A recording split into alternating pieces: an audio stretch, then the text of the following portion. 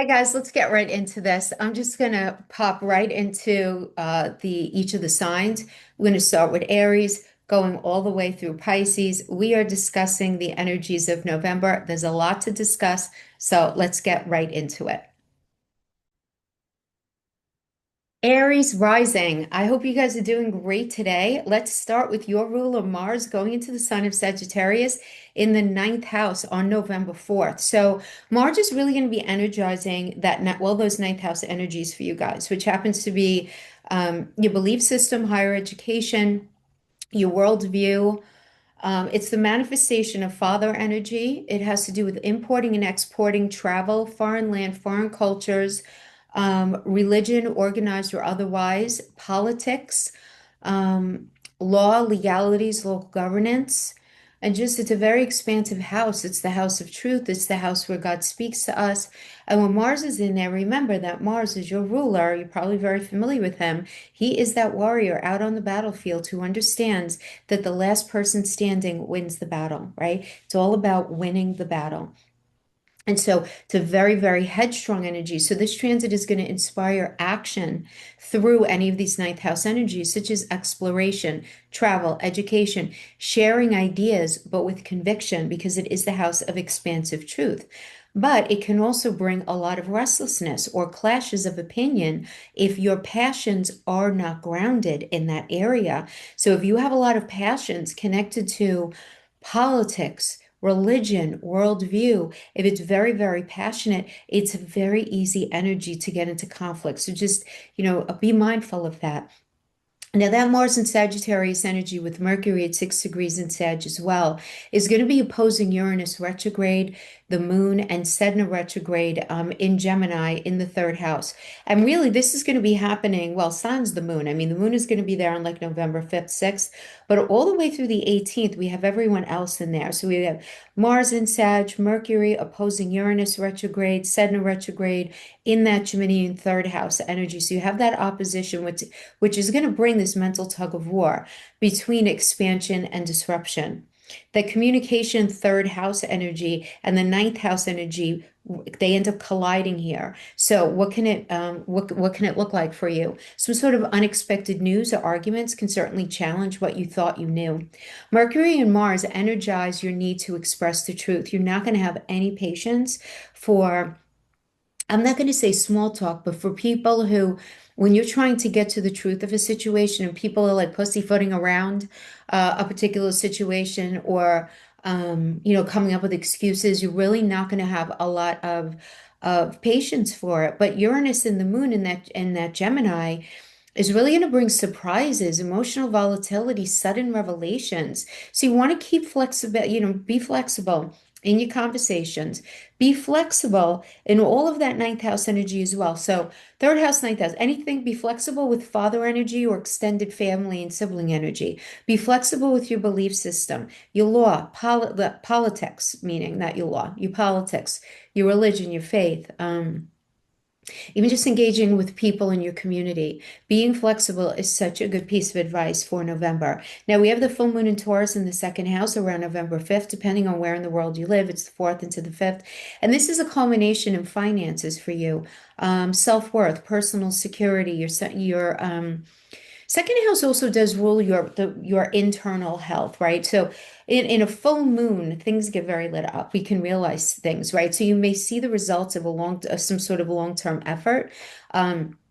That are related to work, money, or stability. Now, this full moon is really lighting up what you truly value and what needs to shift in your life in order to create lasting security. Now, at the same time, depending on what else is going on in your chart, this full moon in the second house can also bring a revelation about some sort of health situation that's going on as well.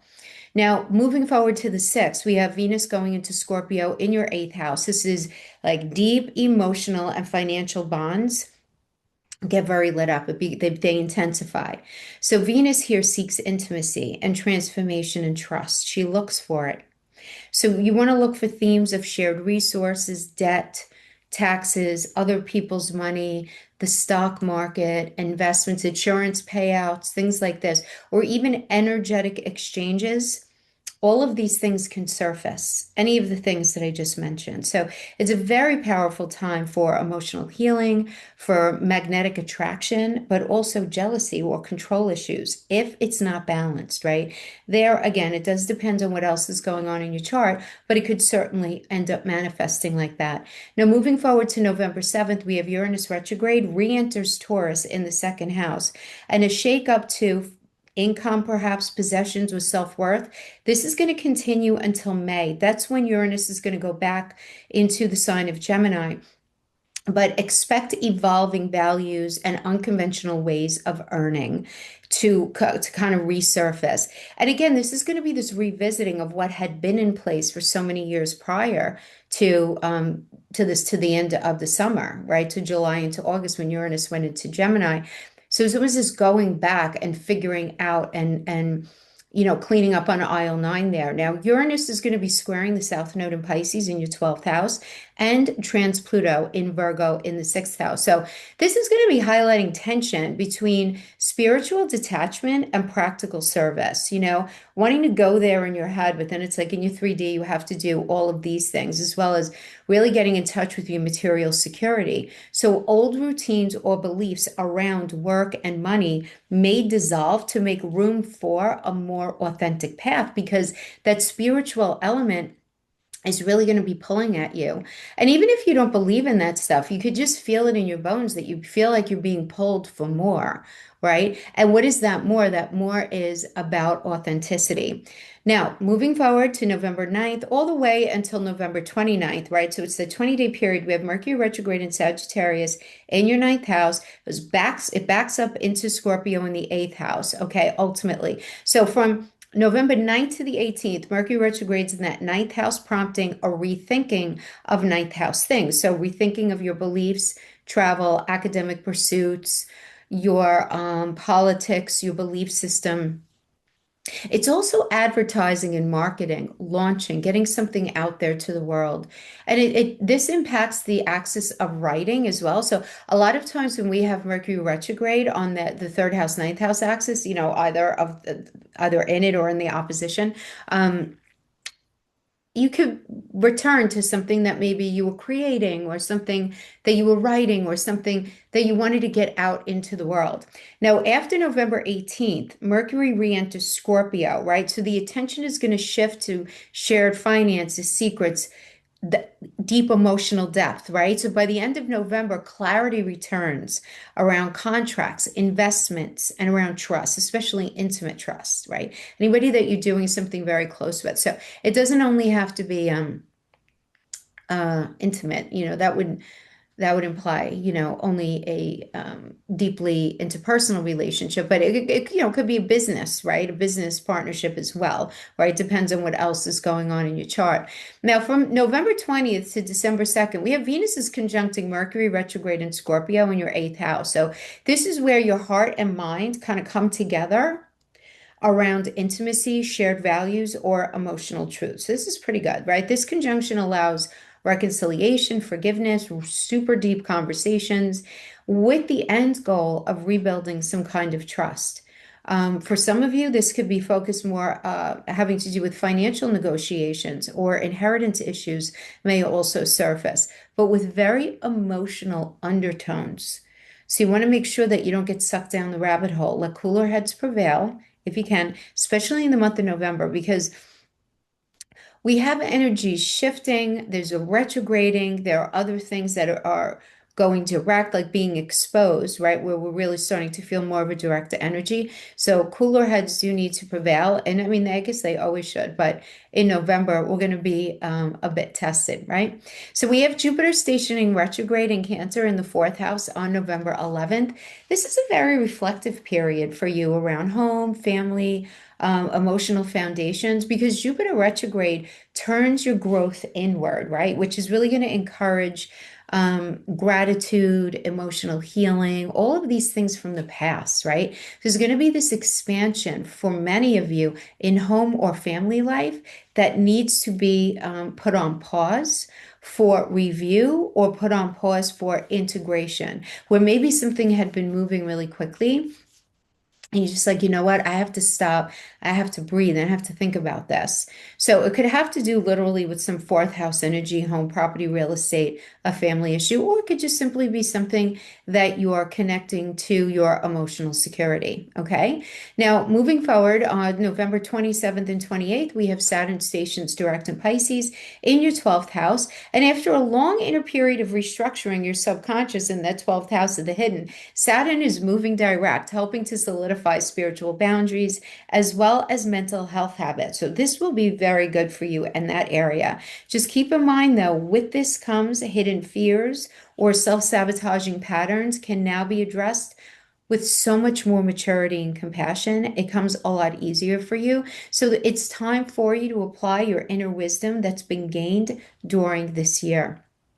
Now, I do want to mention an out of bounds opposition, okay, that we have. So we have Pluto at 1 degree in Aquarius in the 11th house, opposing Jupiter at 25 degrees retrograde in Cancer in that fourth house. And this is an out of bound opposition, right? Because we have Pluto in the 11th and we have Cancer in that last secant of the fourth. I don't want to confuse you, but just trust me, it's an opposition. So what does this mean? And this is a major polarity between your personal comfort and collective transformation. So that Pluto energy in the 11th is going to urge change in your social networks, your goals and gains, where it is that you see yourself going over the next 10 to 15 years, especially, while Jupiter retrograde in the fourth is going to highlight emotional roots and home life, or at least the need for that, right? So this tension is going to ask you to balance belonging to the collective while nurturing your personal security. So being able to have these outside relationships, but while also figuring out how could you make yourself feel more emotionally secure and safe. I'm not giving you dates for that because it is pretty much all month long, okay? Um, Last thing I want to mention is this Uranus retrograde in Taurus in the second house, opposing Vulcan retrograde in Scorpio in the eighth house on November 27th. And this aspect is really going to light up the axis of material and emotional power for you. So you want to expect revelations about money, about control, about shared resources. Inner strength is forged here, though, through flexibility. Again, big word for the month. Learning through or not really learning through, learning how to balance independence, second house energy with interdependence, which is that eighth house energy. So sudden breakthroughs can happen here around areas of self-sufficiently, being self-sufficient. This is pretty likely for the good majority of you. And obviously, guys, as always, it does depend on what else is going on in your chart. If you want to work with me privately, check out on the description box below. There's a link to my booking site, and I'd be happy to like open up your chart to you if you do not already intimately know your chart. All right, my friends. So that is what I have for you, Aries. I hope this was helpful in some way. Have a beautiful November, and I'll see you next time. Bye bye. Hey Taurus, I hope you guys are doing great. So I already know it. I want to just label this part of the video. This is all about rebirth through intimacy and self-definition for you. Because November is opening up with that Mars energy entering Sagittarius in your eighth house on November 4th. And this is igniting a month of transformation and emotional intensity for you. This is not a surface level time. You're being called to dive deep into the realms of trust, vulnerability, shared resources, right? All of those eighth house energies. You may feel driven to assert more control over your finances or emotional boundaries, but also to confront fears around dependency or loss, depending, on what it is that you're feeling right now. It's a period of passionate renewal, though, right? And what does that renewal look like? It's coming from courage. And you're having the courage to face what's hidden so that you can reclaim your power in those eighth house areas. So this is like shared resources. This is your own personal psychology. This is intimacy. It's a very deep energy. So I look at that and I'm like, wow, I think that's a pretty beautiful manifestation for you guys. Now, between November 5th and the 18th, Mars and Mercury in Sagittarius oppose Uranus retrograde, also opposes the moon in those first couple of days, like November 5th, 6th, 7th, and Saturn retrograde in Gemini in your second house. So that's a lot of words right there, right? But what's happening here is these energies together are going to be creating a clash. between your emotional security and your desire for freedom. And that's not a bad thing. Sometimes we have to feel that pressure cooker energy in order to push ourselves to make a change. So there could be sudden shifts in money or values, which could end up ultimately shaking up your stability. But these changes are designed to liberate you from what's outdated or restrictive. Conversations about trust, about intimacy, well, for many of you, about shared resources can be very revealing and even kind of unsettling for some of you, but they hold a lot of potential for breakthrough understanding, which is the best part. Now, around November 5th, the full moon in Taurus, I say around because it depends on where you live, might hit on the 4th, it might hit on the 5th, but that full moon in Taurus is going to be lighting up, obviously, your first house. It's a full moon in your sign. So this is spotlighting your identity and your personal path. And this energy marks an awakening for you guys of self-awareness, Taurus. You may feel a strong need to reclaim your independence or realign with a very authentic desire that you've had that maybe you've shelved for a while. But something within a partnership dynamic may reach a culmination because remember, this is opposing the seventh house of relationships, right?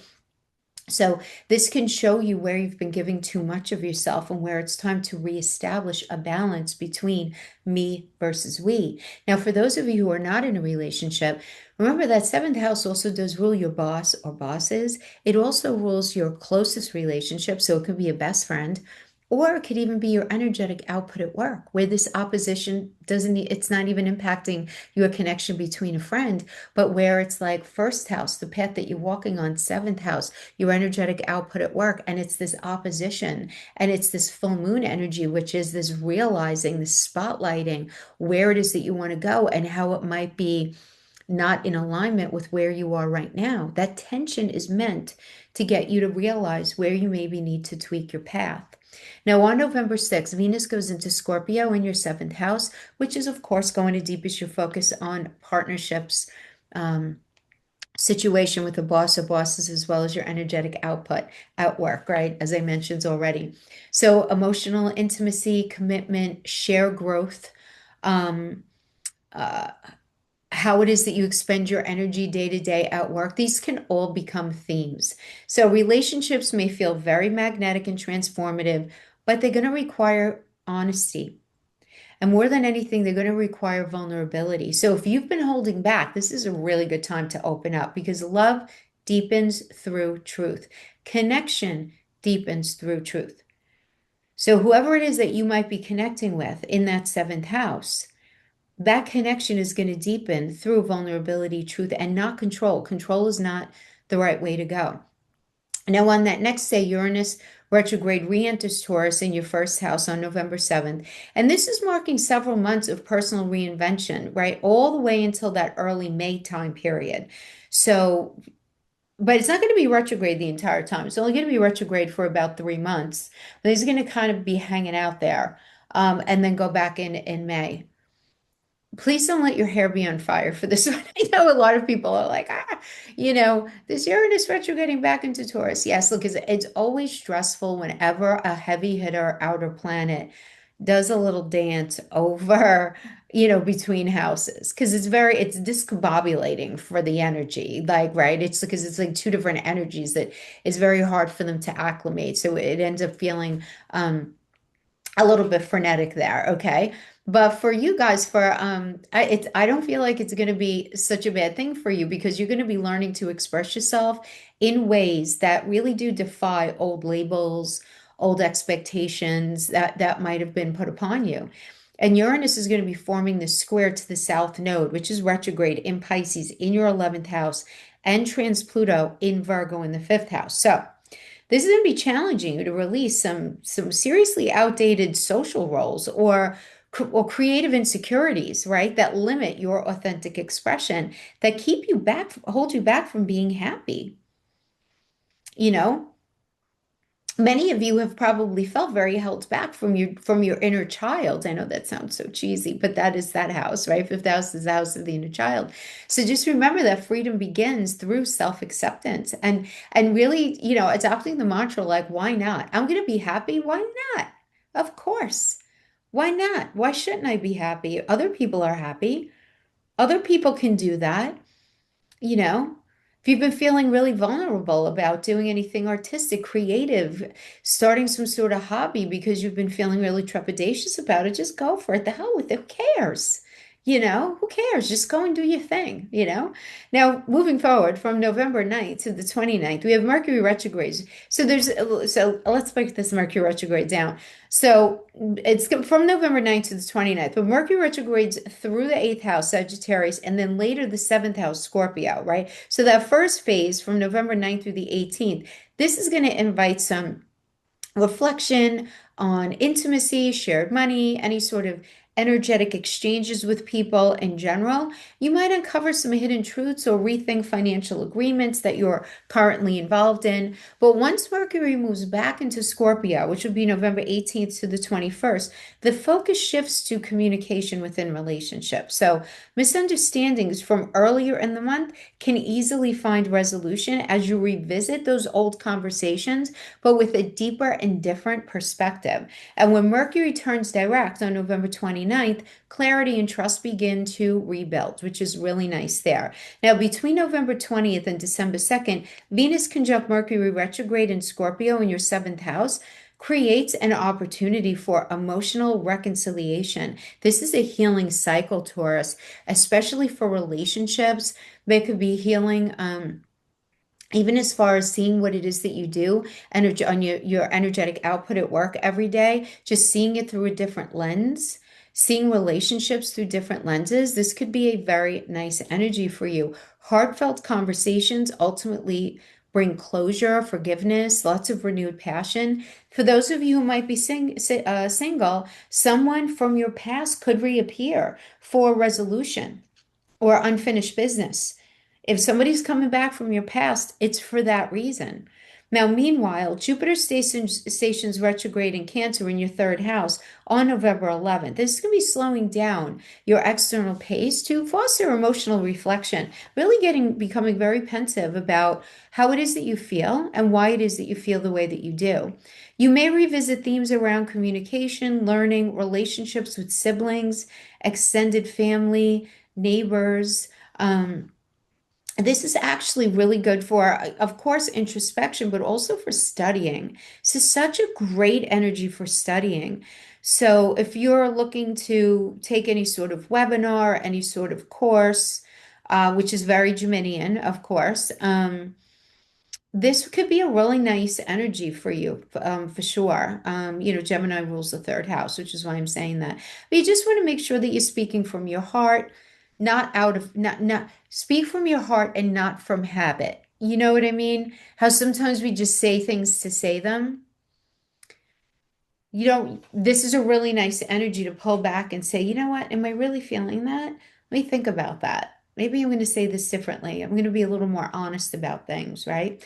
So this could certainly be manifesting for you that way. Now, by the November 27th, 28th, Saturn stations direct in Pisces in your 11th house, and this is marking a turning point in your social and your long-term goals. So over the past couple of months, you've been clarifying what friendships and group affiliations truly serve your growth, right? You've been identifying who charges your batteries and who is the battery drain. Now you're ready to commit to communities or maybe even to collaborations aligned with your spiritual purpose, as it's time to move forward with realistic, meaningful plans with people who actually have the same worldview as you, or at least if it's a little different, they're fully respectful of yours, if that makes sense. Now, also around this time, Pluto at 1 degree Aquarius in your 10th house opposes Jupiter retrograde at 25 degrees in Cancer in the third house. So this is going to be happening a good part of the month, guys. So I don't even want to I feel like I would be dishonest if I just give you a date because it's kind of like the whole month. But I wanted to mention this because this is going to be emphasizing a push-pull between career transformation and personal beliefs, where your public identity may be evolving rapidly, but emotional roots or family expectations could end up resisting the change. So you have to trust that expanding your voice and visibility does not mean giving up on your foundation. You're not abandoning your foundation. It's about aligning your message with your mission, right? Aligning what it is that you feel with what it is that you're doing. Okay. So that's really kind of be like a sub narrative all month. finally, Uranus retrograde in Taurus opposing Vulcan retrograde in Scorpio on November 27th. And this can bring relational and self-image tension to the surface here. You can easily crave independence, such as, relationship with a partner. Um, but the thing is, you're going to, so it can happen one of two ways. You could be seeking independence and your partner wants to get closer to you, or you want to get closer to your partner in your own way, still having a little elbow room, but then they don't, right? So you could feel like you're on a little bit of like the not the same page, if that matters, right? So the key here obviously is balance and just being mindful of it and being able to hone both autonomy and connection. Authenticity absolutely strengthens your relationships, especially this month. Repression weakens them. So be a bit of an open book, even if it feels a little uncomfortable. Okay, Taurus, I hope this was helpful. Thank you so much for hanging out with me. Have a beautiful November, and I'll see you guys next time. Bye bye. Hi, Jem. So, November 2025. For you guys, this is about redefining connection, service, as well as self-awareness. So, this month starts out with Mars entering into Sagittarius in your seventh house of relationships, contracts, your boss, your bosses, your energetic output at work. This is happening on November 4th. And this is energizing that realm for you, especially any sort of one-on-one dynamics. So this brings bold, very fiery energy into all kinds of relationships. Could be romantic, could be professional, could be personal, but you may feel more assertive, more passionate, or confrontational, eager to stand up for fairness, eager to stand up for truth. Is it's a time for to renegotiate a balance, right? Something that needs balancing. It's renegotiating a balance in relationships and take initiative in how you show up for others. So there's a lot of give and take, there's a lot of balance. So it's not about just somebody else doing something to balance it out. It's more about the two energies working together, right? And it's always that idea. I say it all the time. We have our chart, which is round, and we're supposed to be kind of like in the middle of our chart at all times, um, on like a seesaw, always trying to balance out each of the axes, right? Axis 1 and 7, 2 and 8, 3 and 9, 4 and 10, 5, 11, 6, 12, right? We're always trying to balance out these actions, these axes. Um, and I'm telling everybody this, November is a month of flexibility and balance. That's the way to get the most out of this month because there will be parts of this month where you can easily become very reactive. The key is to sit back and say, what's the value add in this? And what do I want it to look at the in the end? Right? Stopping yourself and being more responsive, right? That's just in general a good way to be, but it's worth noting for this particular month just because, we have Saturn changing, we have Jupiter changing, we have some coming out of retrograde, going into retrograde. So there's a lot of energetic movement, okay? So just be mindful of that. But yeah, I mean, we have what else do we have here? Yeah, November 5th and between November 5th and the 18th, that Mars and Mercury and Sagittarius are going to be forming an opposition to Uranus retrograde, the Moon, and Saturn retrograde in Gemini in your first house. So this can create, with the Moon is involved really in those earlier days, like 5, 6, 7. Then the Moon moves, but we still have the opposition to Saturn retrograde and that Uranus retrograde. So we have this very electric, of course, because Uranus is involved, creating this electric tension between your independence and your partnerships. So you can easily crave freedom while else is demanding commitment, or vice versa. And it can even flip-flop every other day, where you want commitment and they're not showing up, or you want the commitment and they're not showing up the way you want. So because of that, is kind of feeling like, your energy is missing each other. Emotions can run high, and unpredictable events could end up testing your patience this month. Just a little heads up there. Now, if old relationship patterns resurface, come to the top, they're doing so to wake you up, right? To awaken self-awareness for you to be more mindful and remind you that connection requires authenticity and not control from both of you.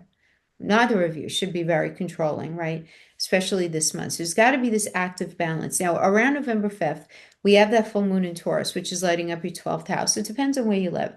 4th, 5th, some people are even going to experience closer to the 6th, but just within that little frame. And this is going to be illuminating what's hidden beneath the surface for you, right? Behind the closed veil, right? Because it's in that 12th house, the house of endings, right? The house of the subconscious, the house of sleep, the victim, self-sabotaging behavior, fantasy, imagination, sleep as well. This is a deeply reflective and very healing moment for you. The subconscious emotions and past wounds or self-sabotaging patterns are going to come up to the surface quite likely. And when they do, take time to rest, take time for introspection, because your dreams or your intuition may hold super powerful insights for you about what needs closure before you move forward. And just release what's been quietly draining your energy, in that 12th house. Now, on November 6th, Venus moves into Scorpio in your 6th house, turning your focus to daily routines, to work, to wellness. Now, you may feel drawn to deepen your emotional connection to your work or to transform your health habits in some way, especially through greater self-awareness, but it could be through going to the gym more, changing your diet, whatever it is. All of those things require self-awareness. But what I like about this is you're not going to be moving into anything when it comes to your health that doesn't feel comfortable for you. So you're going to be trying to figure out what you could do to take really good care of your health that actually feels right to you. Do you know what I mean? Where it's not going to just be about, doing the hour of cardio and doing the 20 minutes of stretching and doing the weights for whatever. It's like kind of being a little more spontaneous with yourself, but being very self-loving at the same time when it comes to your health, mental, physical, and emotional wellness and awareness. Okay. Now, relationships at work or with those you see daily could certainly intensify. And this offers opportunities for healing or cooperation if handled with honesty, because whatever is being, whatever's going to feel tense right now, there's so much good energy to heal it. So if you're having some sort of falling out with a colleague, or if you're having, somebody who's just kind of in your general life, or you're having a really hard time just dealing with your responsibilities in general, right? That tension is pushing you to rethink how to handle those things. Now, on November 7th, Uranus retrograde re-enters Taurus in your 12th house, continuing a long cycle of that inner liberation. And this is going to last until the beginning of May. So it's just retrograding back just until then. Now, out of that, he's not going to be retrograde the whole time. He's only going to be retrograde a few months, okay? But here, during this little season of time, you're learning to release outdated fears and patterns that have unconsciously limited you. Now, Uranus forms a square to the South Node retrograde in Pisces in the 10th house and trans Pluto and Virgo in the 4th house. So this is going to be pushing you to balance the demands of career, home, and inner peace. So you may be prompted to ultimately redefine success for you, not through status, but through emotional and spiritual alignment, right? Things are going to make a different kind of sense to you when it comes to being emotionally secure, being spiritually tuned in, and being emotionally um, just feeling grounded, that ability to feel grounded. And you're going to have less of a desire to just keep running and running and running and running, right? Because what are you running from, right? At the end of the day. So lining up that spirituality with what it is that you do pragmatically. How well do you connect to your family and people that you love? Are you keeping yourself too busy? Like where does there need to be a little bit of a balance, right? So it's just something to keep in mind. Now, from November 9th to the 29th, we have Mercury retrograde, but this kind of happens in a couple of phases. So first in Sagittarius in the 7th house, and then back into Scorpio in the 6th house. So the first leg of that happens from November 9th to the 18th. This brings relationship misunderstandings or the need to revisit old agreements. Old dynamics can resurface in order to be re-examined. Then after November 18th, as Mercury moves into Scorpio, the focus then shifts to improving communication in your work or your health routines. You do want to be mindful of overanalyzing or overworking. This retrograde favors refinement, not perfectionism, right? Just really understanding, like, I can let that go. That's not that big a deal, right? And then once Mercury turns direct on November 29th, clarity sets in. And it's great, because it ends up it's not only for daily life, but it's also for partnerships and all different areas in your life at the end of the month there. Now, between November 20th and December 2nd, we do have Venus conjunct Mercury retrograde in Scorpio, and this brings warmth and understanding to your sixth house matters. So this is a great time for healing conversations with coworkers, clients, loved ones, also for reconnecting with the sense of purpose in your daily life. Self-care and emotional honesty serve to ultimately restore balance right now. Now, meanwhile, Jupiter stations retrograde in Cancer in your second house on the 11th, and that's going to turn your attention inward to reevaluate your financial and your emotional security. This entire period here invites gratitude and reflection. So, what truly keeps you going, Gem? Like, what truly sustains you? It's not just about money, but it's about the confidence to know that your own worth. What is that worth? And share your gifts meaningfully. And those two things have to kind of align there, right? Now, by November 27th into the 28th, Saturn stations direct in Pisces in your 10th house, marking a milestone in your career or your public life. Now, since the spring, you've been learning lessons about responsibility, leadership, and aligning your goals with your soul purpose. Now, as Saturn moves forward, you gain clarity on your direction and strengthen to structure your long-term ambitions with a lot of integrity. Now, at the same time, Pluto in Aquarius at 1 degree in your ninth house opposes Jupiter retrograde in Cancer at 25 degrees in your second house. This is creating a powerful out of bounds opposition for you where you're being stretched because expansive growth in your beliefs and the need to remain grounded in your values, whatever those values are. So this transit urges you to integrate higher wisdom with very practical reality, right? Being pragmatic, trusting your vision while maintaining balance between idealism and security at the same time. Okay. So that's what's going to be going on pretty much the whole month. That's why I'm not even giving a date for that one. That's going to be going on most of the month. Okay. It's going to be a little bit of a sub narrative. Now, finally, on November 27th, we do have Uranus retrograde in Taurus in your 12th house, opposing Vulcan retrograde in Scorpio in your 6th house. This is a subtle but very potent energy, emphasizing the link between mind, body, and spirit. So unexpected realizations about health, about stress, or service may arise. You're learning to work smarter, not harder, by listening to your intuition and respecting your energetic limits. So in short, this whole month is really going to be highlighting transformation through, again, relationships, reflection, and this whole process of self-mastery, right? That first house, seventh house axis is going to bring lessons about balancing independence and partnership. The sixth house, 12th house axis, which is being lit up, is going to be calling for integration between your inner world and your outer service. And that the second house and the 10th house positioning challenge you to align your sense of worth with your professional purpose. So by the end of the month, you're going to feel like you have much stronger boundaries, clearer communication, a much better and renewed understanding of what true balance and partnership actually means to you. What begins as tension between yourself and others becomes the key to actual real valuable meaningful growth by the end of the month. So that is what I have for you, my friends. I hope this was helpful in some way. Thanks for hanging out with me. We'll see you next time. Bye.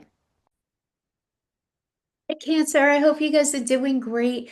November 2025. This is all about purpose through balance, healing through joy. Yes.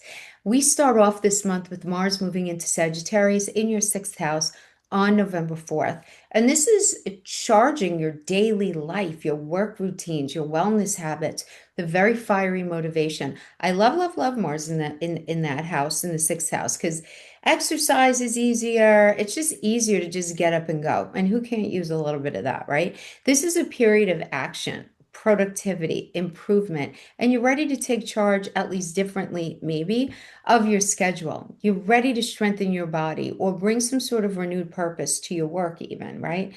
However, Mars here can also trigger stress or impatience, especially if you overextend yourself. So, you want to balance this drive that you're going to be feeling with rest and focus on your energy on what actually truly matters. Now, from November 5th to the 18th, Mars and Mercury in Sagittarius oppose Uranus retrograde and Sedna retrograde in Gemini in your 12th house. I just want to add that, like, November 5th and 6th, the moon is going to be involved in this situation as well. What does it mean? There's going to be a stirring of an internal tug of war, right? Between conscious effort and unconscious emotion. So while Mars really pushes you to act and organize, Uranus and that moon energy, especially those first couple of days, like November 5th, 6th into the 7th, highlight your need for rest and spiritual integration. So that could be a little frustrating, right? But unexpected insights or emotional releases can come through dreams. It can work through your intuition. But please, please, please avoid burnout by allowing time for solitude. Breakthroughs happen in silence as much as through action for you guys, especially at the beginning part of this month. Now, around November 5th, we have that full moon in Taurus and it's lighting up your 11th house. It depends on where you live in the world. Maybe late on the 4th, 5th, early on the 6th. Depends on where you live, but you get the idea. So there's the bringing of a completion or recognition within your social circles, friendships, or long-term goals and gains for you. So a project, collaboration, or some sort of community effort that you're involved with may reach some sort of turning point. And this energy asks, are your networks and aspirations, what it is that you're really looking to do, lining up with your authentically with you and your values? It's a very powerful time to release group expectations that end up draining your energy and just reconnect with communities that charge your battery, right? That genuinely do support your growth.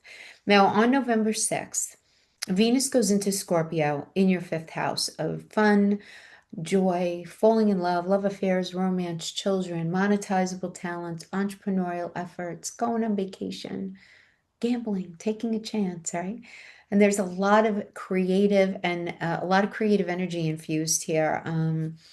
It's a beautiful energy for your romantic life. It's very intense. It's very deep. But passion's deep in here, and artistic or emotional expression can become very easily transformative for you. You may even feel drawn to meaningful love connections, some sort of creative risk taking, or even reclaiming joy through emotional honesty, just being super honest, right?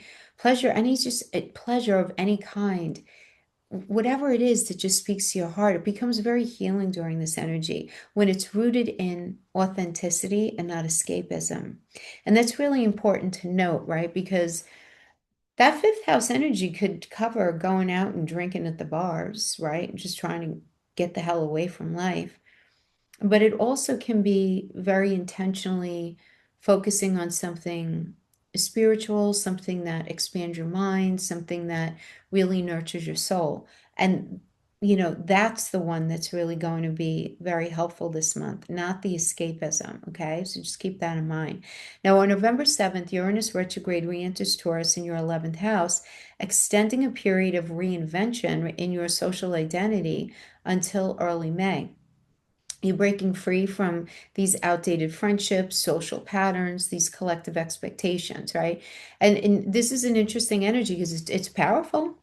Uranus was in Taurus for a very long time, dipped into Gemini the end of the summer, is going to go back into Gemini, but for 3 months, it's going to be going back into Taurus, will remain retrograde, come out of retrograde, but stay there until the first week of May. At the same time, Uranus in November is going to be forming a square to the South Node retrograde in Pisces, which is in the ninth house, and trans Pluto in Virgo, which is in your third house. So this is really going to be emphasizing growth through new perspectives and communication. So you're being guided here to really release rigid beliefs, which is very ninth house, and overanalyzing tendencies, which is very third house, to create space for more inspired, more supportive people, more supportive networks, not only a person, but like groups, right? People who you are involved with, right? Um, this is a very forward-thinking energy.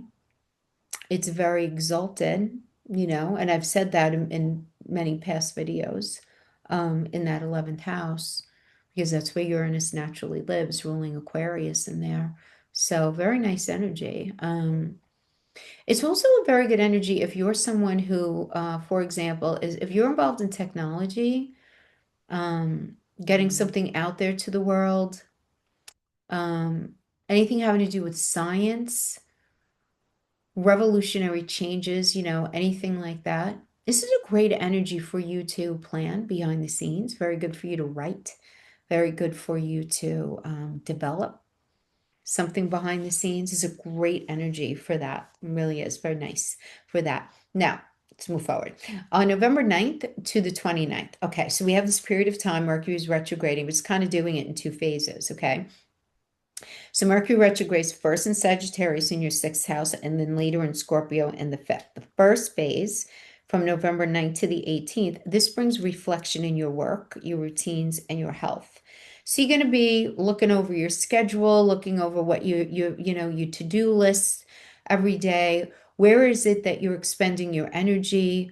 And really the most important thing here is, where do you recognize that you have commitments that you know damn well are not sustainable the way in which you're doing them now? Right? These are all going to be very, very highlighted for you here, right? For you to look at. Then from November 18th onward, Mercury re-enters your fifth house. And this is going to be prompting creative introspection and revisiting.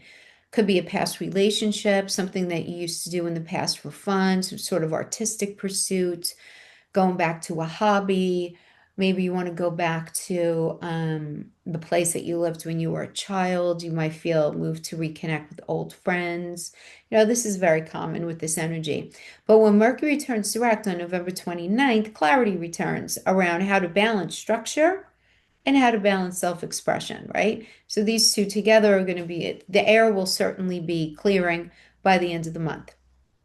Just keep in mind we have to give Mercury a little time to shake the dust off and get out of that post retrograde. But generally speaking, by the end of the month, things will look even more clear by the beginning of like the second week of December. Now, between November 20th and December 2nd, Venus is conjunct Mercury retrograde in Scorpio in your fifth house. And this creates a deeply emotional, very introspective window of time for romance, for creativity, conversations. Really meaningful conversations can certainly happen. Deep conversations can happen to resurface a situation between you and someone else that just sort of needs addressing. This could happen as well. And particularly, it's going to allow for closure and renewal. So really nice there. For some of you, artistic inspiration is going to be running pretty high, because this is, generally speaking, for you guys, a very healing time for self-expression through art, love, play. But it's a great energy to heal. Also, I do want to say it's very good energy to heal any sort of challenges that might be going on, um, having to do with your children. Because fifth house is children, especially your oldest child.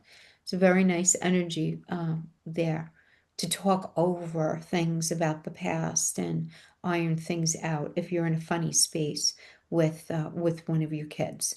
Meanwhile, Jupiter is stationing retrograde in Cancer in your first house. on November 11th, marking a reflective shift in personal growth and self-confidence. So you're being invited to look inward and to nurture your sense of identity and emotional foundation.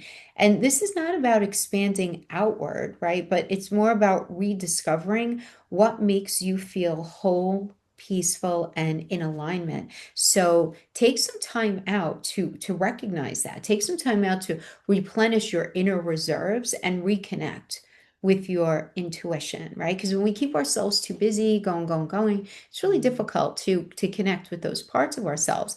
Now, by November 27th into the 28th, Saturn stations direct in Pisces in your ninth house, bringing progress in areas of higher learning, travel, spiritual understanding. This is also the manifestation of father energy. It's law, legalities, local governance. It's your truth.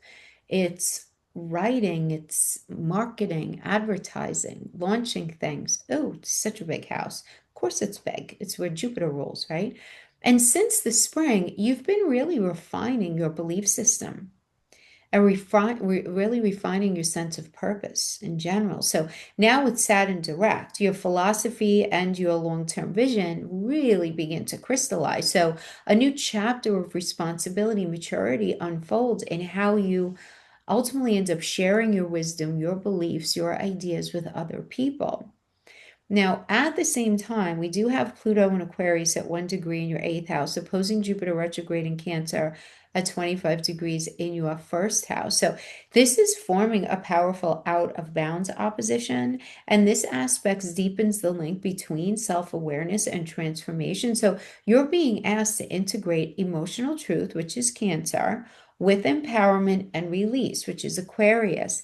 And changes in intimacy, finances, or emotional boundaries may challenge your comfort zone, yet they ultimately end up empowering you to reclaim control over your actual life direction. So, this is not a bad thing, this is a good thing. Finally, on November 27th, we have Uranus retrograde in Taurus in your 11th house, opposing Vulcan and Scorpio in your 5th house. And this highlights tension between collective responsibilities and personal creativity.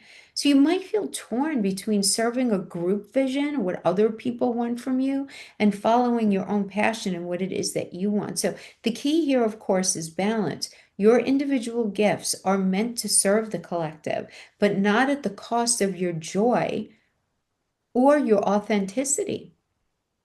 Right? So there's got to be a lot of self-honesty going on there. So in short, this month really is going to ultimately focus on healing, balance, and some sort of renewed purpose through that interplay of work, creativity, and emotional well-being. And the axes that are really going to be lighting up for you, we have the axis 6 and 12.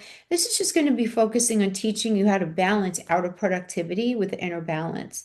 And then we have your 5th house, 11th house axis, and those transits, they're going to serve to remind you to express your individuality while also contributing in a meaningful way to your community and to your future. Then we have the 1st, 9th, 8th house themes. These are really going to be pushing you toward a much deeper self-understanding and spiritual maturity. So by the time November ends, you're going to come out on the other side much stronger, more self-aware, and aligned with a life rhythm that honors both your responsibilities as well as your creative fulfillment. So what starts as this kind of internal tension becomes a revelation of how to live with both discipline and joy. And that is possible. You could certainly do that. But it's just going to be a little bit of like the scales will feel a little uneven. At the beginning of November, and then progressively you will go through a lot of these energies, and you're going to end feeling a lot more balanced. Okay, my friends, that is what I have for you. Thanks for hanging with me. I'll see you next time. Bye-bye. Hey, Leo, I hope you guys are doing great this November. We're getting started with that Mars going into Sag for you guys. That Mars is that fire energy going into that 5th house. This is very, very nice, right? That 5th house is the energy of creativity, and it's your home. You know it well. Creativity, pleasure, romance, self-expression. When you and you're going to really feel very energized to take bold risks. And you're not going to be able to say no. It's going to be impossible to suppress. This is a very fiery, very performative kind of placement, one that's going to be pulling you to reclaim your joy, your passion, your play. Mars here is the artist, the lover, and the competitor all rolled into one. So you're motivated to do all of this, to create, to flirt, um, and to just flirt with possibility, whether it's of a relationship or opening up a business or getting involved in some sort of going on some sort of vacation or getting involved in some sort of new hobby, whatever it is, right? And you're going to be feel very invited to bring something from your imagination into form. It's a very creative energy. So for those of you who are performers, if you're anything in the arts, if you are and even if it's just like recreationally, just for fun, it's such a great energy for creativity. And you might find yourself craving attention and validation, though, for those very things that you're throwing your energy into. But this is less about ego and it's more about rediscovering the spark that fuels your sense of purpose. Projects you've been hesitant to launch suddenly demand your focus. Children or younger people may feature very prominently in your energy. So that could be the children that you have, general children in your life, the idea of having a child, maybe you're expecting a child and you're reflecting. Whatever it is, you're just reflecting your own need to nurture your inner child through active engagement and inspiration. So really nice energy there. Now Mars moves into Sagittarius. Mars in that Sagittarius energy, rather, is going to be hanging out with Mercury, which is at 6 degrees in Sag, and it's going to be opposing Uranus retrograde and Saturn retrograde in Gemini in the 11th house from November 5th to the 18th. But for those first few days, like November 5th, 6th, 7th, the Mars is going to be involved in that as well, right? In that opposition with Uranus retrograde, the moon and Saturn retrograde in the sign of Gemini. So this opposition is going to activate this tension between creative expression, which is that fifth house, and collective belonging, as well as your goals and gains in that 11th house. So Uranus and Saturn retrograde in Gemini demand freedom from group expectations, even as Mars and Mercury in Sagittarius urge you to take creative risks that might make a statement. So you might feel caught between these two things, right? Between pleasing an audience and staying true to your own artistic or romantic integrity. And you can kind of open that up also to any kind of project that you might be involved in. A situation going on with a child or children generally in your life where there's that tug of war, right? Between what is it that they want while also maintaining truth and honesty to yourself, right? So conversations during this period may be charged, could even be a bit provocative, especially around friends, collaborators, or community networks.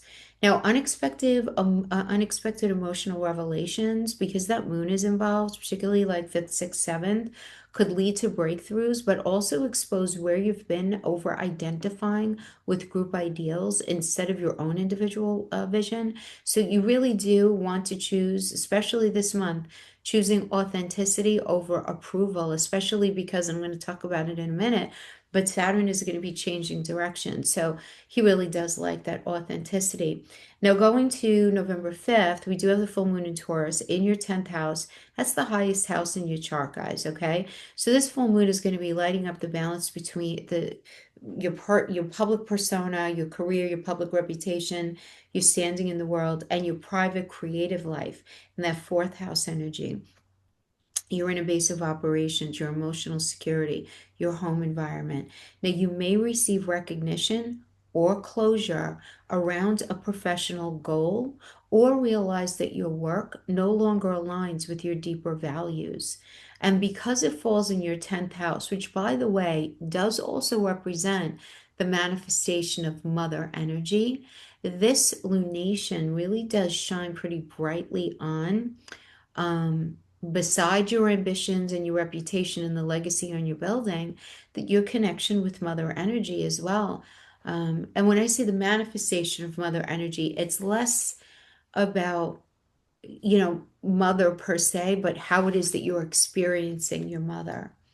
And there's going to be a lot of revelations and realizations, right? So there are going to be some questions that are just going to be coming up in your conscious mind, just in general with this energy. Like, does the world see the real me or just the mask that I wear to maintain stability? I'm really looking at even how authentic are you within the relationship of your mother?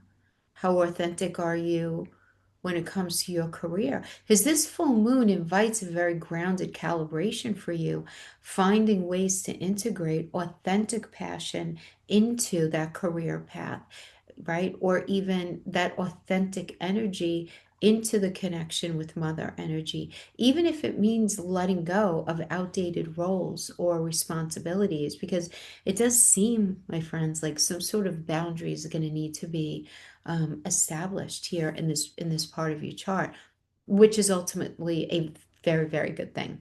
Now we have Venus entering Scorpio in your fourth house on November 6th. And as Venus moves into that fourth, love and beauty become deeply personal and rooted in emotional intimacy. So you might even crave privacy. You may certainly crave some sort of soulful connection or the comfort of your own sanctuary. You're going to feel very drawn. So you're going to feel very drawn to people who can be that sanctuary for you while feeling very sensitive to people who are not your sanctuary. You know what I mean? So you're going to feel very sensitive to that. Now, family dynamics at the same time can certainly intensify, but with the potential for profound healing if you're willing to confront what lies beneath the surface. And there certainly is, and it's opposing that 10th house energy. So if you're going through something in the family, it's really worth exploring some sort of deeper issue that you're really needing to look at, having to do with mother energy for many of you. Or this idea of what it is that you're supposed to be doing with your future, right? And not pushing it under the rug, right? Being really honest with yourself about it. Now, this transit also does support emotional renovation.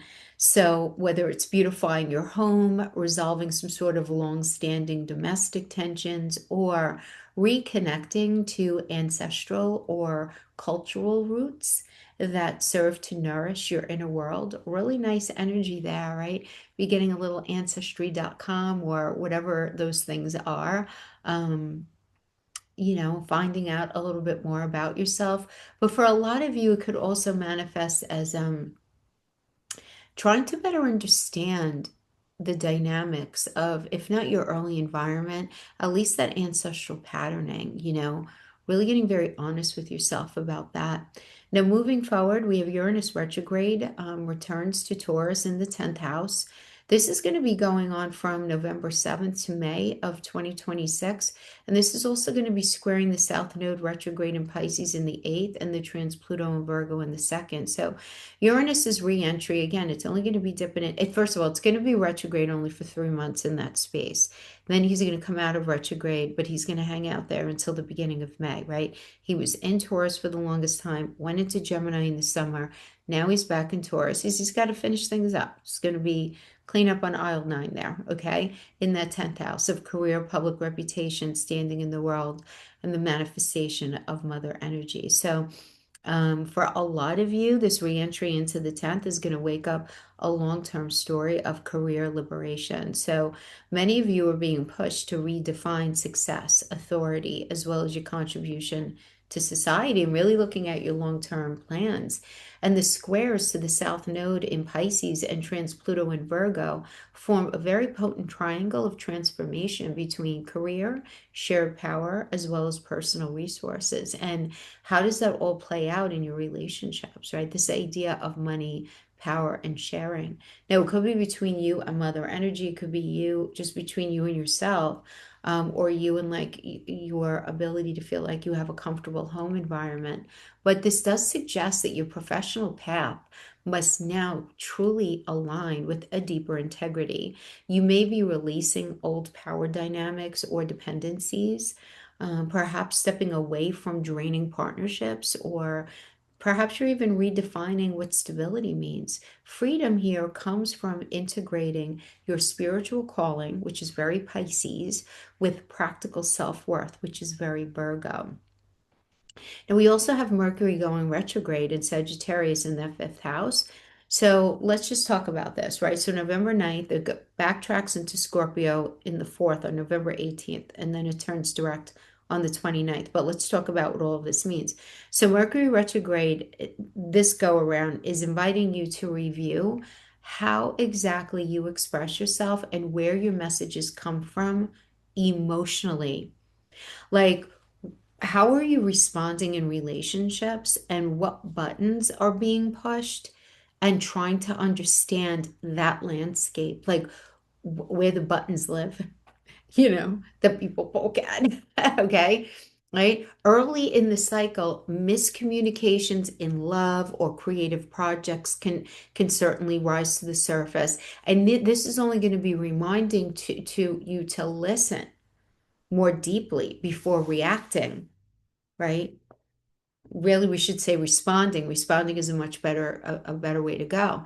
And as Mercury goes into that Scorpio fourth house energy, your thoughts turn inward, revisiting early conditioning or family influences that shape your creative voice, that impact.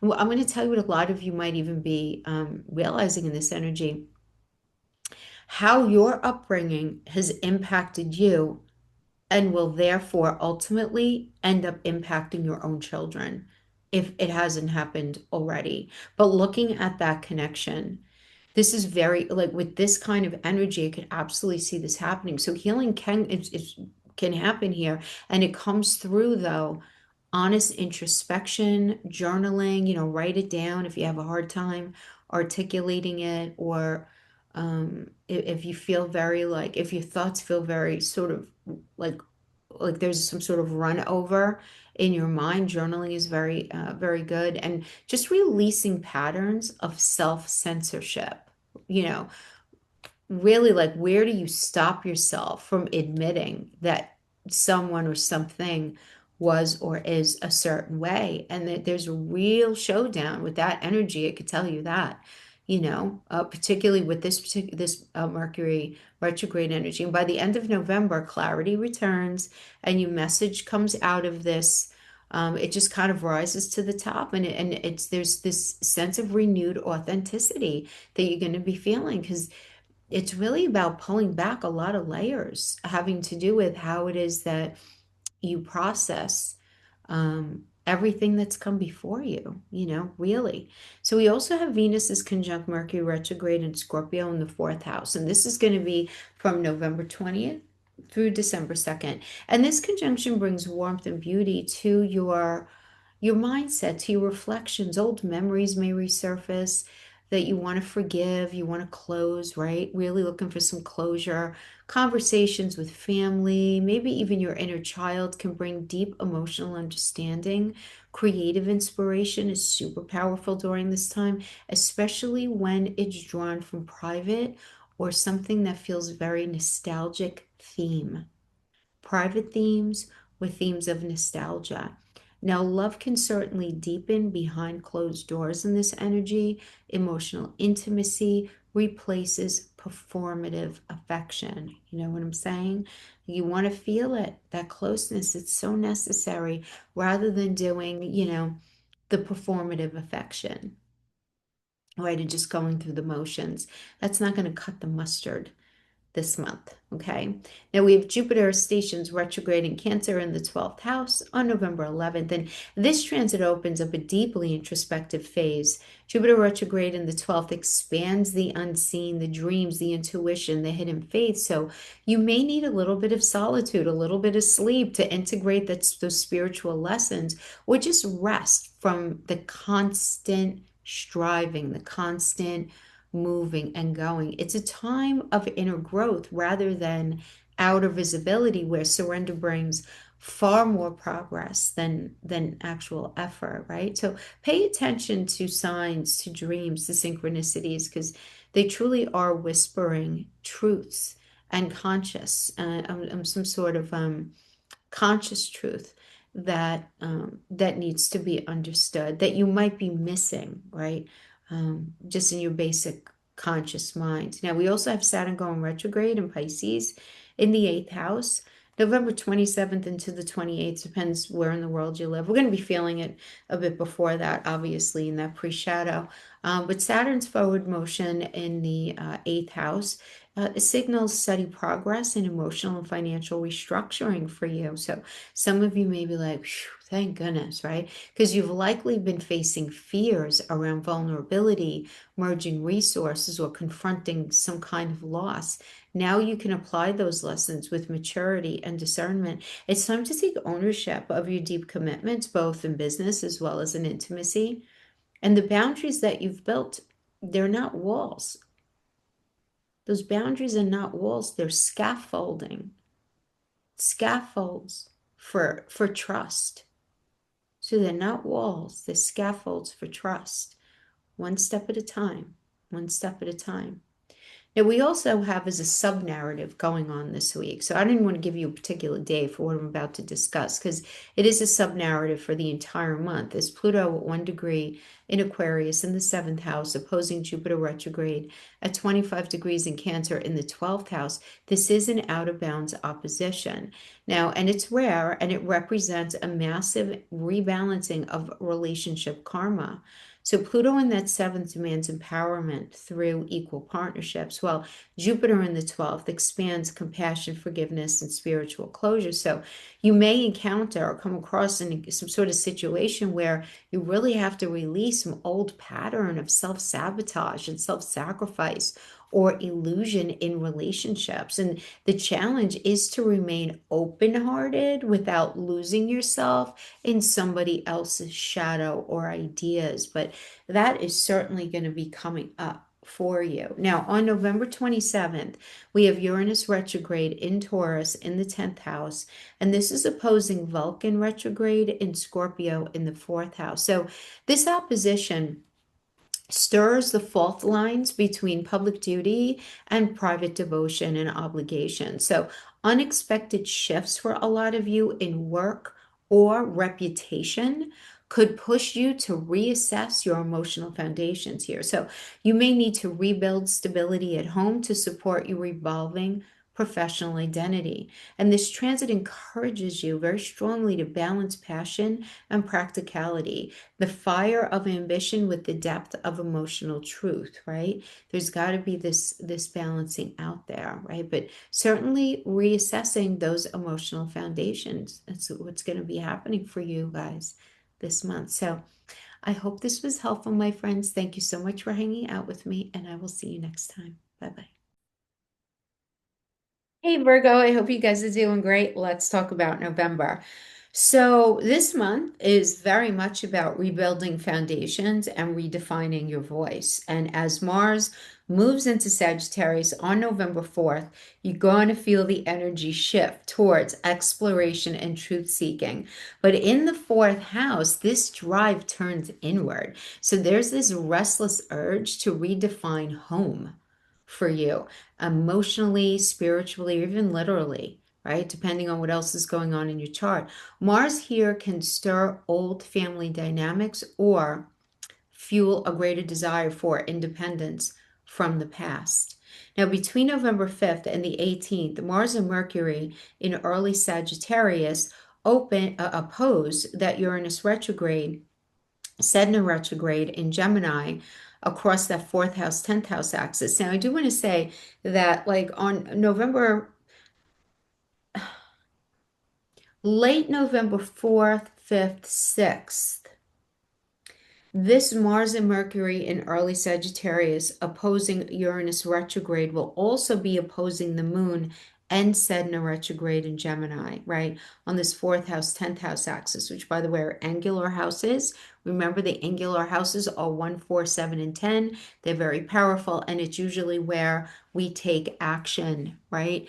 Where there's no thinking, there's no working. It's like these are the action houses. So expect this energy to create some tension between your private life and your public identity. Sudden insights, disruptions, or revelations in career or reputation may challenge your personal security. So communication, which is Mercury, can be impulsive yet necessary to liberate yourself from a situation. And this is a time to speak truth, even if it shakes up the status quo, which you guys really shouldn't have too much of a hard time with, depending on, again, what else is in your chart. Like if you have Saturn retrograde in your first house, you're a little more shy, a little more reticent, or if you're like a Libra sun, you might have a little more aversion to, having that confrontation. But definitely a good month to speak the truth, even if it shakes up the status quo, but make sure that you're being fair. Now, that full moon in Taurus in the ninth house around November 5th, I'm saying that because it depends where you live. Some of you are going to be feeling it late on the 4th. Some of you may be feeling it all the way into early the 6th. But this is going to bring an emotional culmination tied to beliefs, to travel, to learning, all ninth house energy. Ninth house is also the manifestation of father energy, laws, legalities, local governance, politics, religion, organized, otherwise. Dealing with foreign lands and foreign travel, cultures as well. It's also um, it's very connected to publishing, marketing, advertising, truth, getting something out there to the world, negotiating. It's also the house of negotiation. So this is going to bring some sort of culmination, right? Something long held as true may be released. The call is to ground expanding perspectives in reality, in truth, and not in conjecture and not in fake news and not in anything like that. I'm just saying that because the ninth house, 10th house is government, ninth house is politics, And so your viewpoint can certainly either be more deeply solidified or super challenged, right? But this is a time for integrating wisdom into your daily life rather than chasing some sort of abstract ideals, right? Making sure that your belief system is rooted in reality, in facts, and not the abstract, okay? Now, as Venus enters Scorpio on November 6th in the third house, communication deepens. Words carry more emotional weight.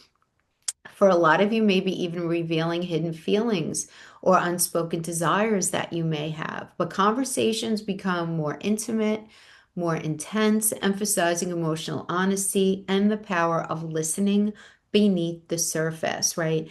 Really learning how to read between the lines here, right? Good idea, especially the first 2 weeks of the month. Now, on November 7th, we have Uranus retrograde re-enters Taurus in the ninth house until May. It's not forever, right? So a lot of people are like, no, I know a lot of people, a lot of my clients are like, they start our session with what's happening with Uranus retrograde. It's, I don't know where this is coming from. Okay, but understanding Uranus, whatever your experience for Uranus and Taurus is, Uranus is going back into Taurus to sort of clean up on aisle 9, right? I mean, this is what's happening here, but it's also working with some other energies that I want to discuss, right? Because it's this ongoing square to the South Node retrograde in Pisces, which is in your seventh house, and trans Pluto in Virgo, which is in your first house, obviously. This does suggest a karmic rebalancing between independence and partnership, faith and discernment. This is a long-term awakening of belief systems. This is a real invitation to align philosophy with authenticity and not comfort, and not being able to not see the truth of a situation. So very interesting there. Now, Mercury goes retrograde, stations retrograde in Sagittarius in your fourth house around November 9th. And this is initiating reflection on foundations, family narratives, personal roots, or even the stories that shape your own self-identity. And by November 18th, Mercury slips back into Scorpio, third house energy, really encouraging more private contemplation, truth seeking, old conversations resurface. What was said in haste now demands lots of depth and explanation. So clarity does come back, though. Clarity returns the end of the month around the 29th. Give it maybe another week or so, I guess, to sort of shake the dust off there when Mercury turns direct in that post shadow period. But By the end of the month, you will start to feel a lot more clear about things. Now, from November 20th to December 2nd, Venus conjunct Mercury retrograde in Scorpio in the third house. This serves to merge intellect and emotion. So, this brief period really does favor heartfelt communication, reconciliation, and rediscovering the beauty of vulnerability. So, writing, therapy, honest dialogue, all of these kinds of activities absolutely thrive here. Meanwhile, Jupiter stationing retrograde in Cancer in your 11th house on November 11th, turns your attention toward emotional fulfillment through friends, through community, throwing your through the internet, um, really throwing your energy into planning your future, right? Friendships and networks are reevaluated. Your goals and gains will be reevaluated. And expansion now comes from nurturing supportive connections rather than seeking external validation in any of those areas and realizing, at the end of the day, doesn't really matter what these people that you're connected to, what they think of you, which is, like the old saying goes, it's actually none of your business what other people think of you.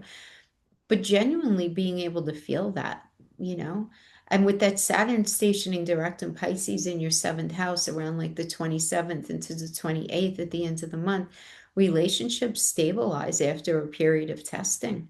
All kinds of relationships. Lessons learned about boundaries, compassion, and mutual responsibility begin to integrate. So, commitments, both personal and professional, move forward with much greater emotional maturity. So, it's really beautiful in that way. And there's a really powerful undercurrent running through the month here. I'm calling it like the month sub narrative. So, I'm not even going to give it dates, okay? Because I just want to say it's really going to be happening the whole month. And that would be Pluto at 1 degree in Aquarius in your sixth house, opposing Jupiter retrograde at 25 degrees in Cancer in your 11th house. And this is a wide and potent out of bounds opposition, but it highlights power dynamics between collective ideals as well as personal belonging. So, themes that are going to come up are having to do with service, social contribution, community transformation. What do you feel versus what does the collective feel? All of these things are going to be coming up. How do you balance individual purpose, your own individual purpose, with the needs of the greater whole? So that very like me versus we kind of energy is going to be very activated there to be balanced out. So you don't want to sell yourself out by giving too much, but you don't want to give yourself too much and not balancing it out, or you get the idea. Now, finally, on November 27th, hitting the end of the month, we have Uranus retrograde in Taurus in your ninth house, and it's opposing Vulcan retrograde in Scorpio in your third house. Now, this is a subtle, yet a catalytic kind of movement that's just going to push breakthroughs in thought and communication. This is Uranus is very powerful when he's retrograde. Don't be fooled. And so is Vulcan, especially in Scorpio, in the house of the mind and communication, right? So, what once felt intellectually rigid for you now somehow transforms through deep emotional insight. It's the mind meeting the mystery, right? It's your intellect reshaped by your intuition. It's you just kind of vibing. I want to change the way I approach this particular thing. Now, we're dealing with the ninth house, third house axis, okay? So you might be changing the way that you connect to a writing project, negotiating project, higher education project, your politics, your religion, organized or otherwise. If you were very rigid in that area at one time, chances are, out of nowhere, you're just going to start to feel this veil lift. And it's not that you're going to go contrary. You may actually stay where you would go deeper, you know? So, in short, November really is a bridge between like truth and transformation, right? Home and belonging are going to be redefined for you guys this month. Communication deepens, beliefs evolve. Um, the stars are really calling for courage to face what's beneath the surface and to rebuild your life structure around this inner truth rather than what's, you perceive as being necessary externally, right? Worrying about what the Joneses think or like what the right thing is to do. So that is what I have for you, Virgo. I hope this was helpful in some way. Thanks for hanging with me, and I'll see you next time. Bye-bye. Hey Libra, I hope you guys are doing great. Welcome to November. And this is going to be a month for you guys of redefining your worth and speaking your truth. And this month opens up with very fiery Mars going into Sagittarius in your third house on November 4th. And this is really going to be igniting some movement, some conversation, lots of curiosity about getting to the bottom of something because you're ready to speak openly, boldly share ideas that have just sort of been simmering underneath your surface. But between November 5th and 18th, as Mars and Mercury in Sagittarius oppose Uranus and Sedna in Gemini, the moon is going to be involved in this, by the way, on like the 5th and the 6th. And especially in the 5th and the 6th, your words are going to carry some extra energy, some extra voltage, right? So sudden news or debates or some sort of shifting perspective ends up challenging what you thought you knew. So keep your mind open. Insights do come in through something very surprising right around that first week. Now, that full moon in Taurus on November 5th, this is going to be lighting up your 8th house. And this exposes buried emotions or shared financial matters that need resolution. So it's a moment to release control, confront fear, and let trust deepen through honesty. Now, that next day, Venus goes into Scorpio in your second house, focusing your attention on self-worth and material stability. So what you value both emotionally and financially, that ends up becoming a mirror of your inner confidence, right? Really looking at how it is that you feel there. Now, when Uranus retrogrades back into Taurus on November 7th, a, a deep, deep shift around power, money, emotional intimacy continues through to the spring, specifically the beginning of May.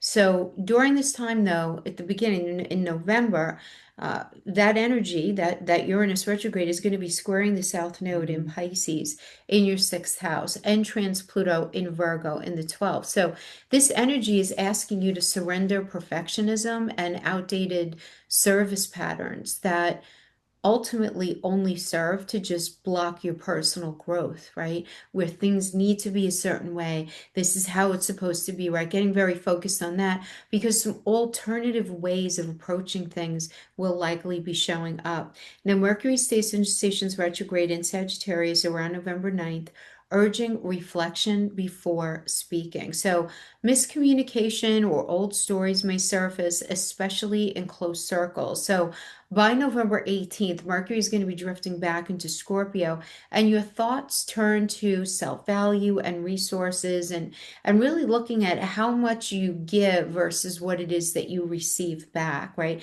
Especially in relationships, right? I mean, this is something that you're certainly going to be very, very mindful of, right? Between that, on that especially when it goes into Scorpio, which is in your second house, posing the Taurus energy in the eighth house.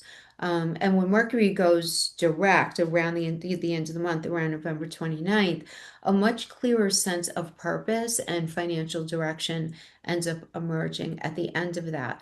But from November 20th to December 2nd, Venus conjuncts Mercury retrograde in Scorpio, really blending logic and emotion in that second house, helping you to mend trust and articulate your needs with grace. And meanwhile, that Jupiter retrograde in Cancer on November 11th, this is going to slow, for a lot of you, slows professional expansion so you can realign goals with emotional fulfillment, right? And so by contrast here, Saturn stationing direct in Pisces around November 27th into the 28th, this is going to help rebuild structure and focus your daily life. And progress resumes steadily, slowly but surely, but with a lot more intention, right? A lot more intention.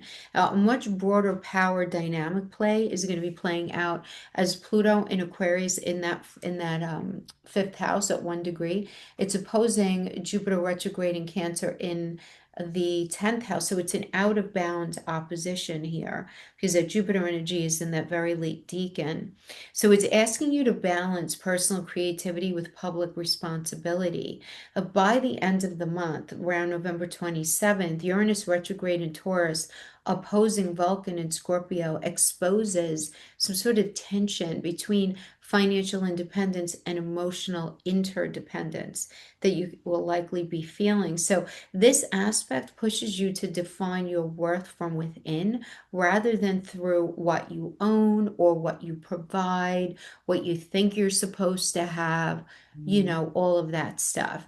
Now, overall, November is a month of reclaiming your voice, Libra, and redefining your value. So speak truthfully, trust your intuition, and release old attachments of control. Like, it's got to be this way, right? Because the more you align your words, your beliefs, your worth, the more authentic and free you become. Because authenticity is definitely a buzzword for November for pretty much all the signs. Okay, my friend? So that's what I have for you. I hope this was helpful in some way. You guys take care. Bye bye.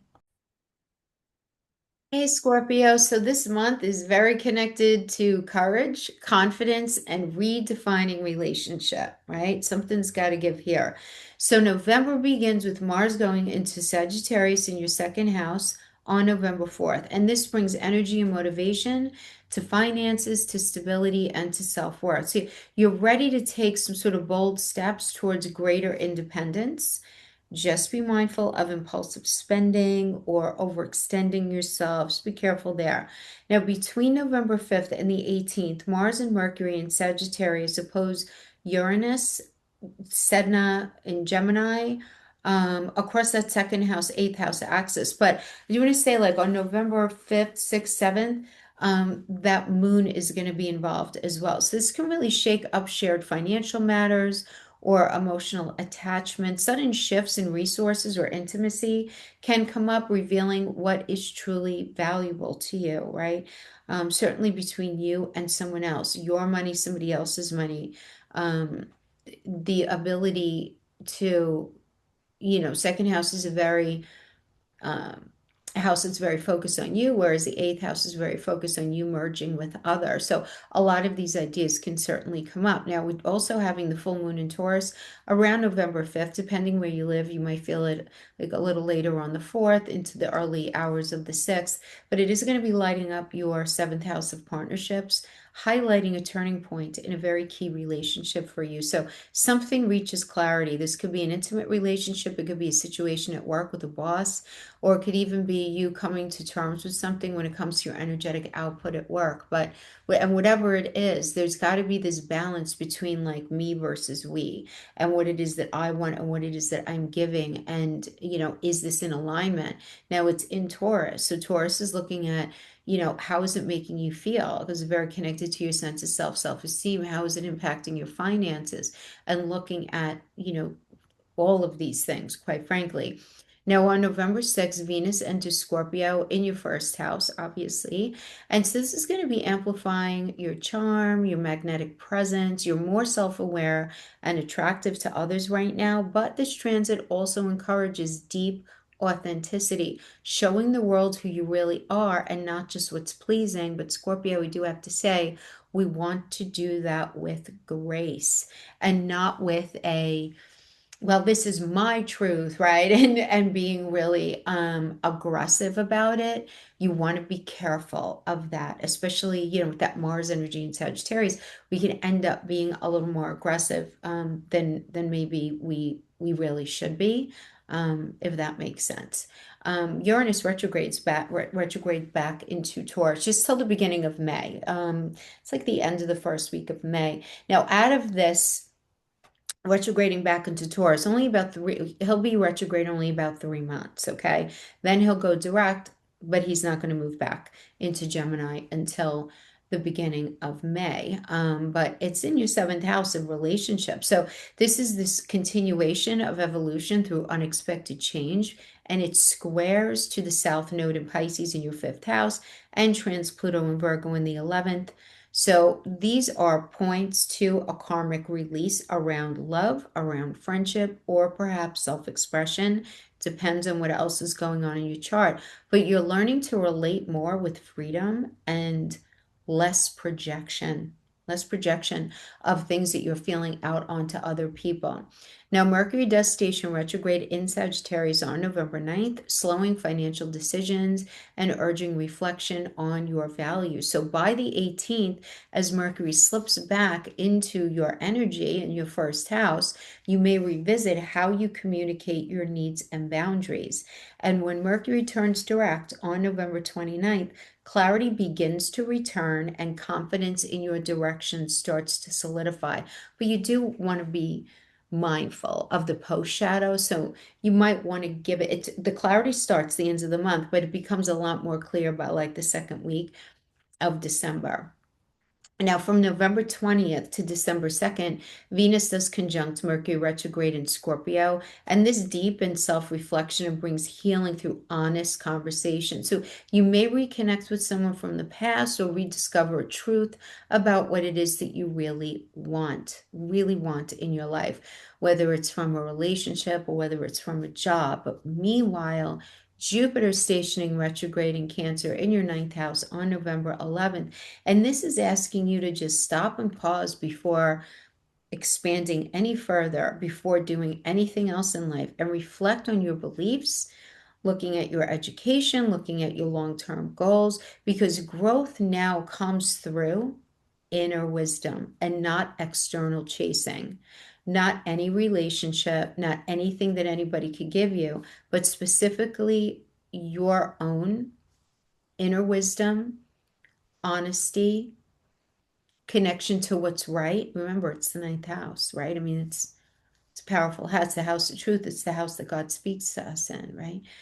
Saturn does station direct in Pisces around November 27th, 28th, depending on where you live. And this is helping creative projects or even some sort of romantic matters because it's connected to that fifth house. Helping some sort of fifth house energy move forward after a long review.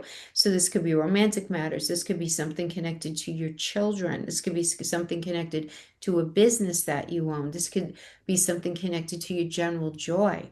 But discipline and inspiration begin to work hand in hand. So if you want to work on healing something and straightening something out, Saturn going direct can be super helpful for you in this space. And now we have Pluto in Aquarius in the fourth house, and it's opposing Jupiter retrograde in Cancer in the ninth house. And so this is an interesting energy because it's an out of bound opposition. Okay, this is out of bound opposition, highlighting a deep, deep question of roots, where you're from versus horizons, where it is that you're going, right? So, you may be in this space where it's like looking at where it is that you live, but where do you really actually want to go? And you could feel very torn between safety and exploration, but the lesson lies in building security that supports your growth and not limits it, right? So really looking at how are you reaching how are you feeling secure in your life? What does that look like, right? And are you involved in it or are you expecting it from someone outside of you? And that's just a question, right? Obviously, that's going to depend on your own chart. But finally, on November 27th, Uranus retrograde in Taurus opposes Vulcan retrograde in Scorpio. And this brings breakthroughs in relationship dynamics and self-assertion. So you're learning to stay authentic in connection, neither losing yourself nor resisting closeness, which is actually super healthy for you. So, in short, this month is really about self-worth, honesty, and empowered connection because you're redefining what it is that you value, Scorpio, right? Both in yourself as well as in your relationship. So through being courageous, through communication, through a lot of self-awareness. If the self-awareness isn't there, this is going to fall on its face. It's going to be a frustrating um, merry-go-round for you, okay? But if that self-awareness is there, you reclaim your voice and your magnetism, setting the tone for a more balanced and genuine partnership ahead. Okay, my friend. So that is what I have for you. I hope it was helpful in some way. Thanks for hanging with me, and I'll see you next time. Bye-bye. Hey, Sagittarius. So November is all about rediscovering yourself through reflection and renewal. The two R's, okay? It starts off with a burst of energy as Mars enters your sign in your first house on November 4th, lighting up your confidence, lighting up your drive and your sense of identity. Are you really ready to take on some action, assert yourself, move forward with new enthusiasm, but just pace yourself. Between November 5th and the 18th, Mars and Mercury in Sagittarius do oppose Uranus, the Moon, and Sedna in Gemini, especially that late fourth, fifth, sixth, those couple of days, the moon is involved there. So that could create some tension between your personal goals and your relationship. Once the moon moves, we still have that opposition there, okay? So you do want to stay flexible and avoid power struggles. Um, Freedom and understanding are both possible, but you have to communicate honestly, right? And going back to the idea that Pluto is transiting in your third house for the next 20 years at this point, right? So you're completely redefining how it is that you communicate, how it is that you think, how it is that you approach people. So being super, super honest, even if it's a little uncomfortable, is absolutely the way to go. Now, I know a lot of Sagittarius are like, what are you talking about? I'm ruled by Jupiter. I'm completely honest. It's not about that. It's about, Sagittarius energy is such a beautiful, fun, funny energy. But sometimes you put the cart before the horse. Perhaps things are promised where there's not going to be, absolute follow through. Even if the intention is there in a positive way, like there's no malice, you're going to become a lot more mindful of what you promise, what you say. It's just going to be this natural progression reflective of circumstances that you've probably had to mitigate from overpromising, from putting the cart before the horse, saying that something's going to happen when it's not a done deal yet, things like this, okay? So that's just something that you're likely going to be experienced, right, in that part of your life, right? Now we have the full moon in Taurus around November 5th, depending on where you live. And this is highlighting your sixth house of work, health, and routine. So this brings a moment of realization around your habits, your health habits, any sort of habits that you do that affect your well-being. So you might end up finishing a project. Make some of you are going to make a lifestyle adjustment or simply see what needs practical change to restore balance in your day-to-day. Because that sixth house is very connected to your day-to-day responsibilities, your day-to-day experience, your day-to-day work environment, your health, mental, physical, emotional, general responsibilities, right? So there's going to be some sort of realization, right, in that area. Now, we do have Venus going into Scorpio in your 12th house on November 6th, which is turning your attention inward, right? Love, creativity, or finances may move behind the scenes as you crave privacy or some kind of emotional healing. It's a gentle reminder that self-compassion and rest are as powerful as any kind of outward effort that you might expend. Okay. And don't be surprised if you're just feeling a little more dreamy, your imagination is kind of going there. What I do like about Venus in the 12th house is you tend to sleep a little better, a little more soundly. And that's always a rough go for you guys. Um, with that Scorpio energy in there. But Venus in Scorpio it's kind of soothing, right? Now, when Uranus retrogrades back into Taurus on November 7th, it's going to be in there until the beginning of May. Changes around work and wellness continue until he moves back into Gemini in like the second week of May. So it's also going to be squaring the South Node in Pisces in your fourth house and trans Pluto and Virgo in your 10th house. So this energy asks you to release old family or career expectations that limit your sense of peace. and being super honest with yourself about that. Now, Mercury stations retrograde in Sagittarius around November 9th, and this is going to begin a cycle of self-reflection. So you may rethink how you express yourself or how others perceive you. And by November 18th, as Mercury moves back into Scorpio in your 12th house, your thoughts return to more private, just processing feelings, revisiting unfinished emotional business. And when Mercury turns direct at the end of the month on the 29th, clarity begins to return and you move forward with a deeper understanding, though the real clarity probably won't hit until like the beginning of the second week of December, because we have to give that post shadow a little time to shake off the dust, right? Now, from November 20th to December 2nd, Venus and Mercury retrograde, meeting up in Scorpio, and this brings emotional healing and insights through reflection. And this period supports closure, it supports forgiveness and creative renewal, really. And that Jupiter stationing retrograde in Cancer in your eighth house on November 11th is really going to encourage you to look within rather than seek external expansion. Really looking at shared finances, emotional bonds, intimacy, deeper trust issues that may need reassessment before true growth can continue or maybe even happen in the first place. So there's going to be a lot of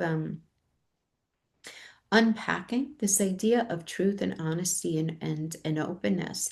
Now we have Saturn stations direct in the sign of Pisces in your fourth house around November 27th, 28th, depending on where it is that you live. And this is going to help you solidify emotional foundation. So after months of restructuring your inner world, you can now move forward with a much stronger sense of stability and self-acceptance. That is just going to feel much better for you, okay?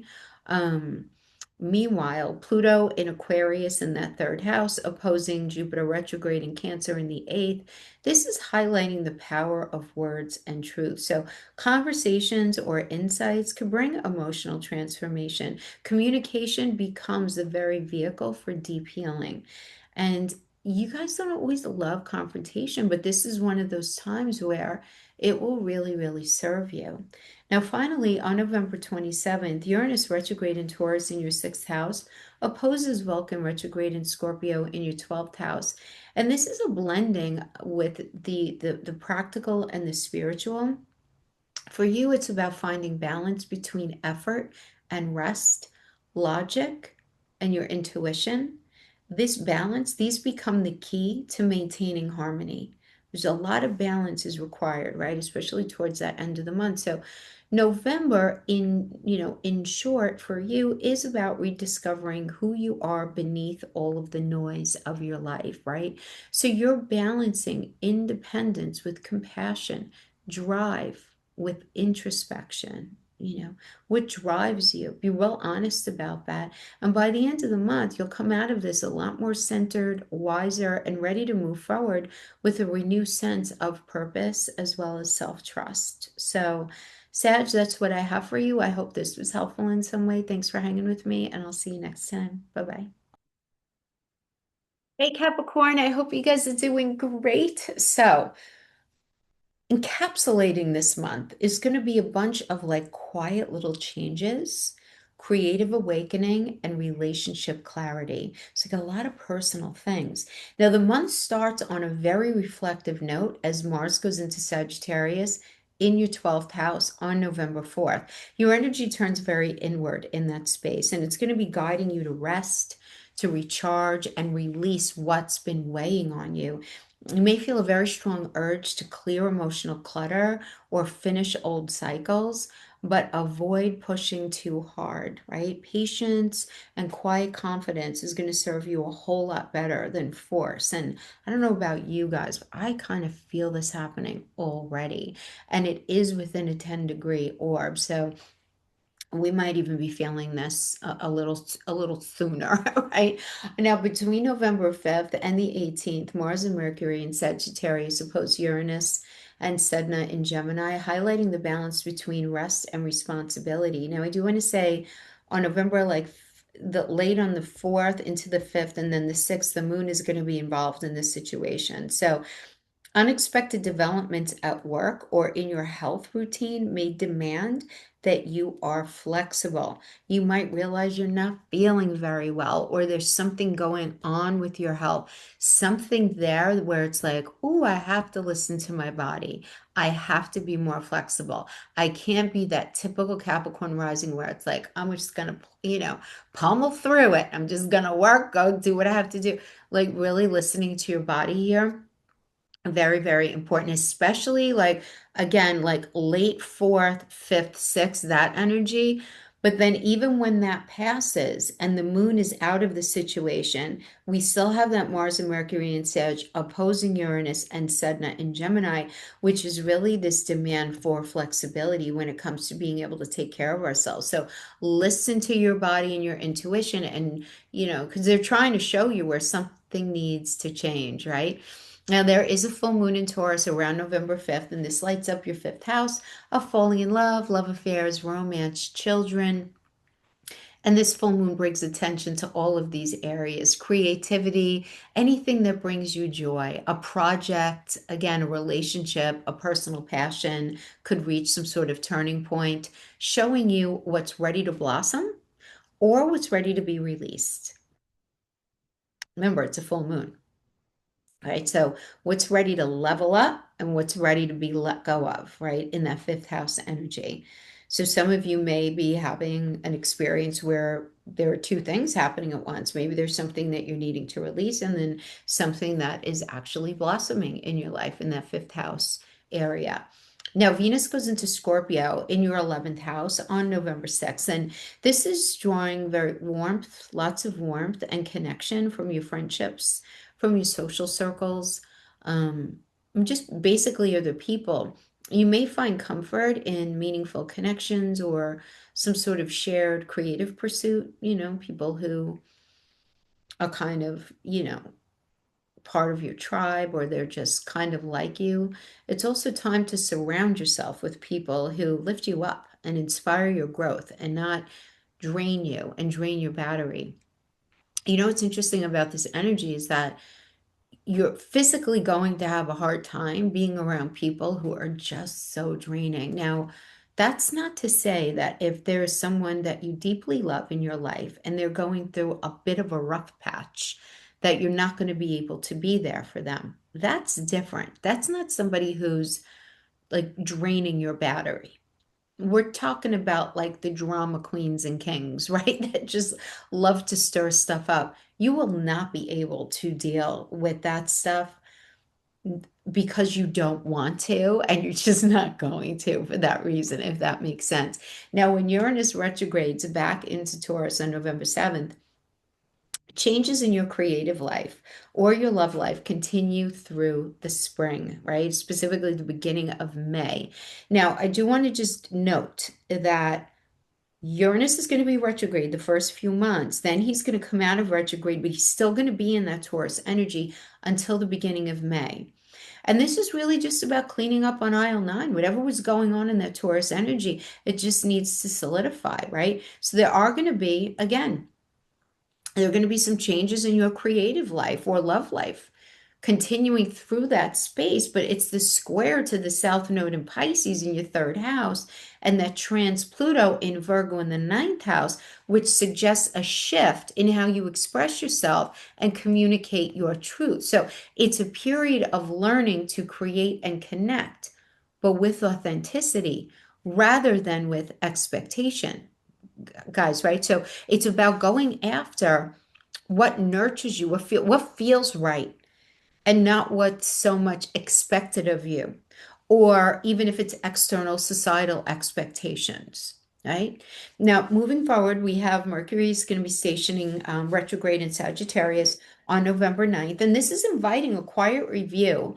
of your subconscious patterns. Old memories or dreams may resurface, helping you to understand how the past still influences your present. And by November 18th, Mercury is going to be moving back into Scorpio in your 11th house. And that's going to be pushing some reflection on friendships or group dynamics, or perhaps for some of you, really looking at your goals and gains. Misunderstandings can be healed if you speak from honesty and compassion. And when Mercury turns direct around November 29th, keep in mind, he's turning direct on the 29th, but he's still going to be in that post shadow until like the second week of December. But he is turning direct on the 29th. And that's when clarity and reconnection are going to start to show up. You're going to start to feel it there. Now, from November 20th to December 2nd, we have Venus and Mercury retrograde, and they meet up in Scorpio. And this is about deepening emotional understanding within friendships or collaboration. So, shared goals or creative partnerships absolutely benefit from patient, heartfelt discussions. Really open conversations there. Very important.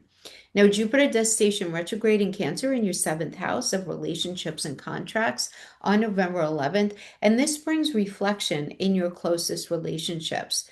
Growth may slow so that you can examine, really look at the actual balance in these connections, looking at reciprocity, what's shared, what's given freely, looking at the pragmatic reality of what's going on in that seventh house with your most important relationships, with the connection with your boss or your bosses. How connected are you feeling to your daily expenditure at work, right? What it is that you give out. I'm really looking at these. This is going to be a very inward energy with that Jupiter retrograde in that space. Okay. Now, Saturn does station direct in Pisces in your third house around the 27th into the 28th, depending on where it is that you live. And this is going to be helping you move forward with clear thinking and much more consistent communication.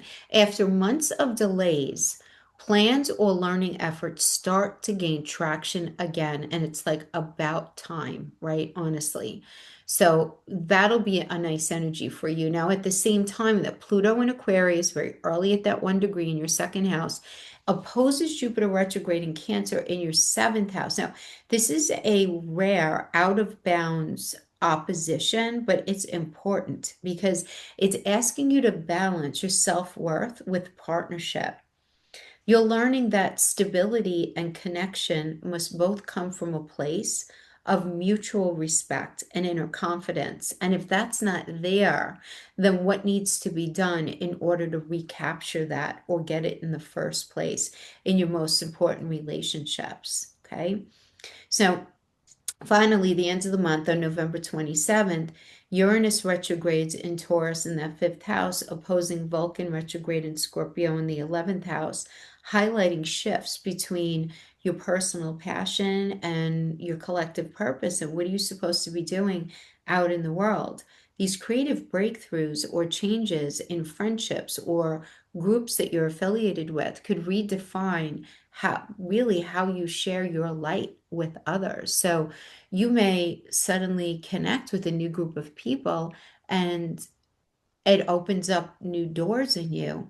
Even if you're in the same area, but opens up doors so that you're seeing things differently, you're experiencing things differently. So really, in the end, this month really does invite a lot of quiet, like I said before, quiet transformation, emotional renewal, recognizing that you're shedding old patterns, Capricorn, rediscovering joy and redefining connection, both within yourself and within your relationships. You're not going to be able to tolerate on an energetic level the imbalance. So by the end of the month, you're going to come out of this feeling much lighter, much wiser, and more in tune with what truly, truly does inspire you.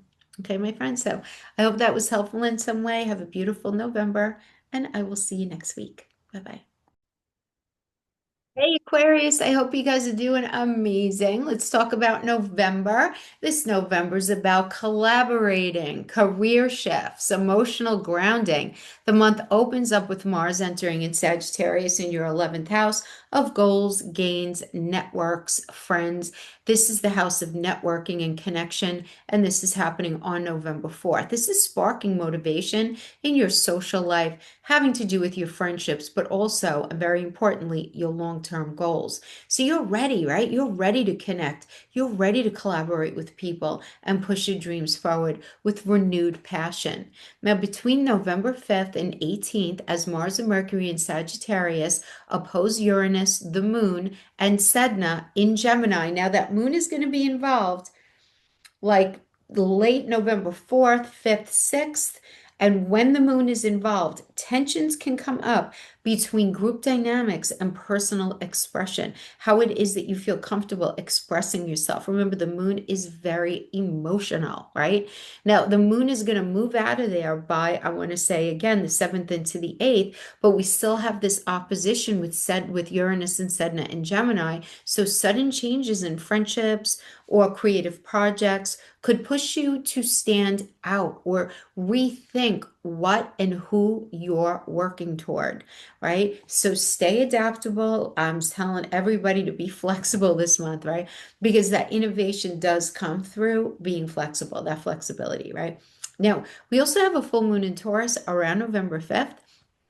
And this is shining in your fourth house, highlighting home, family, and emotional security. Something in your private life may come full circle. A change in a living situation, a boundary setting moment, or perhaps even a realization about what truly feels like home to you. But whatever it is, you're going to feel it in a very real way. Now, Venus goes into Scorpio in your 10th house on November 6th, turning on the charm and the magnetism, right? Especially having to do with your career and your public image. So, professional relationships and reputation benefit from grace and authenticity. Others are noticing you, your depth, your dedication, you're being seen. This is a good thing for our Aquarius friends. Now, on November 7th, Uranus retrogrades back into Taurus, where it will stay until May, stirring ongoing transformation in your home and emotional foundations. It's squaring that South Node in Pisces in the second house and that trans Pluto in Virgo in the eighth house. This may challenge comfort zones around money, trust, stability, inviting you to really redefine where true security actually comes from, right? Getting very honest with yourself about that.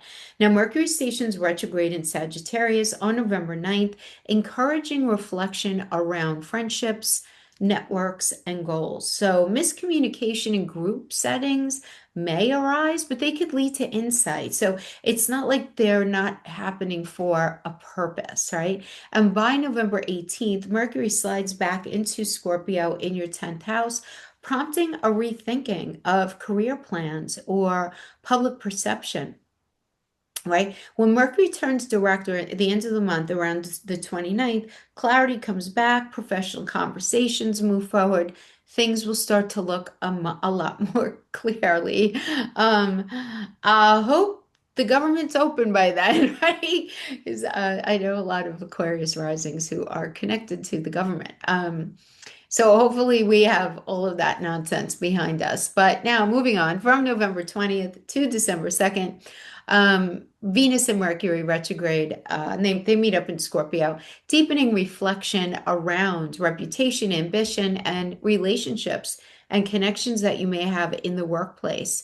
It's a time for healing professional misunderstandings or finding some sort of renewed passion for your own goals, right?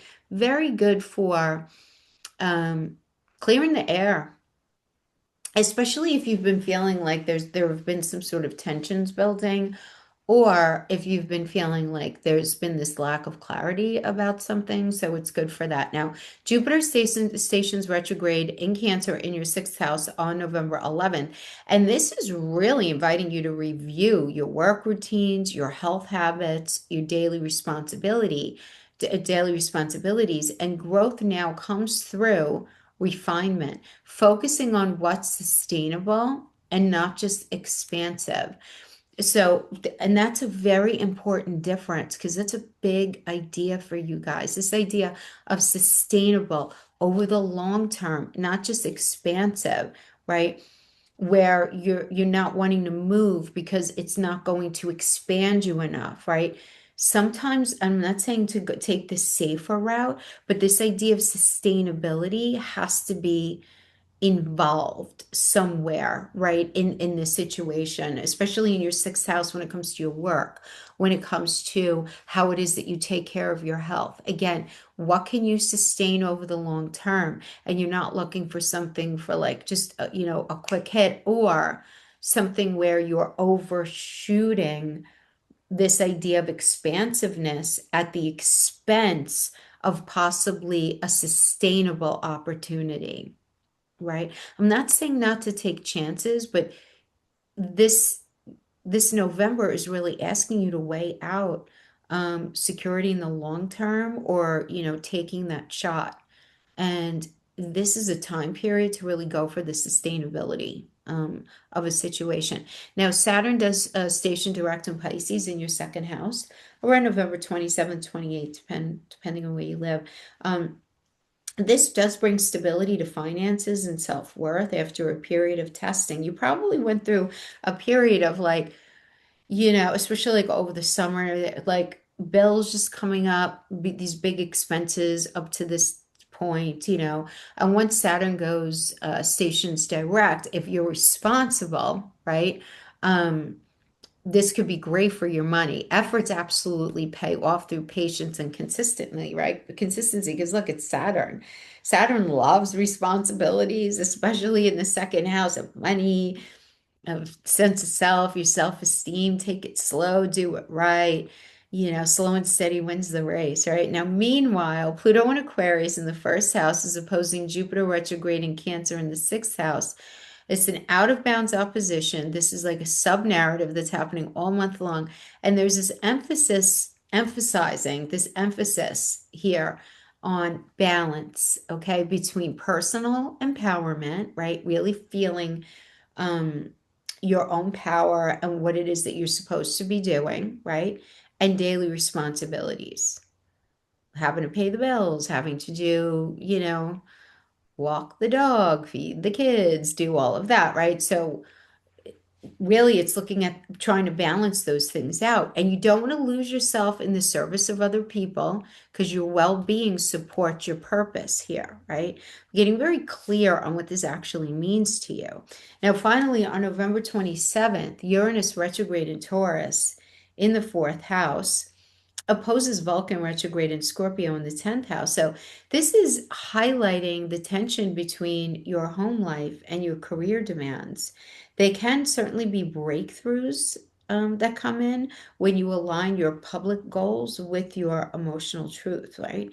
Like really going after and doing what it is that you genuinely believe. So in short, Aquarius, this November is asking you to redefine balance between personal fulfillment, professional purpose, and emotional stability, right? And this idea of sustainability is going to be a big theme again this month. So friendships evolve, ambitions shift, and new clarity forms about what and who truly does support your growth. And by the end of the month, you'll stand much stronger both in your vision as well as in your sense of self. So I hope that was helpful for you, Aquarius. Thanks for hanging out with me, and I will see you guys next time. Bye-bye.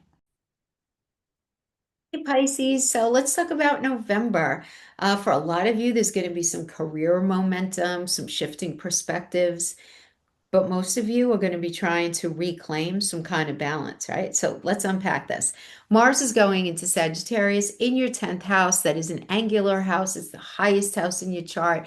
It's connected to your career, public reputation, standing in the world, your ambitions, your public presence, and you're ready to take bold steps towards those goals and assert your professional identity with confidence. Now, between November 5th and 18th, Mars and Mercury in Sag do oppose Uranus and the moon, at least initially. Like the 4th, 5th, 6th, it's going to be opposing the moon, and Sedna retrograde in Gemini in your 4th house. So this can highlight this tug of war between work demands and personal life.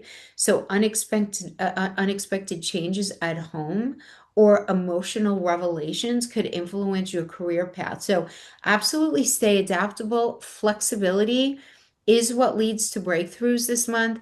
I'm not saying I'm saying the same for all the signs. You are one of them, and I'd say like four other signs Flexibility is paramount this month. Now, we have a full moon in Taurus around November 5th. This is lighting up your third house, and this is serving to bring clarity to communication, learning, even travel matters, situation going on with siblings, extended family, your ability to learn things.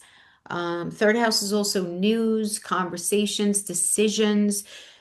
Something may be finalized here during this time, helping you to organize your thoughts, helping you to strengthen your voice as well.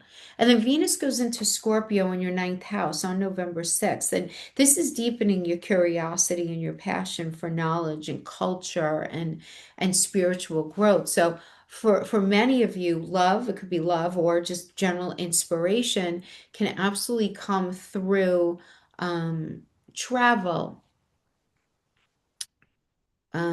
education, father energy,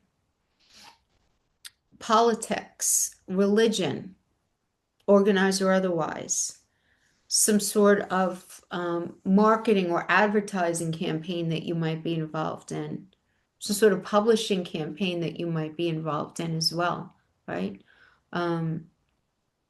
But shared ideals is something as well. You're going to be very mindful of like who thinks like you, and really feeling just naturally like you're gravitating towards people who just seem to think a little bit more like you.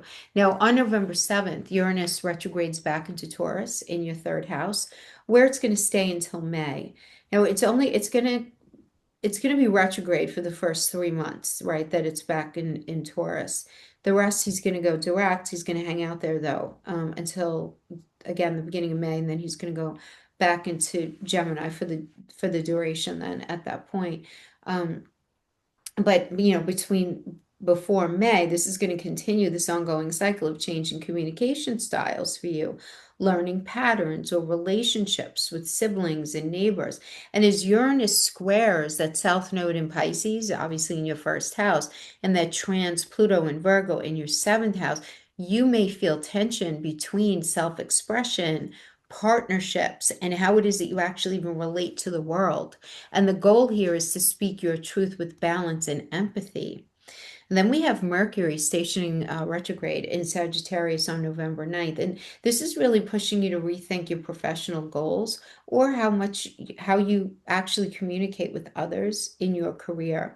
So you want to avoid rushing decisions. By November 18th, Mercury moves back into Scorpio in your ninth house.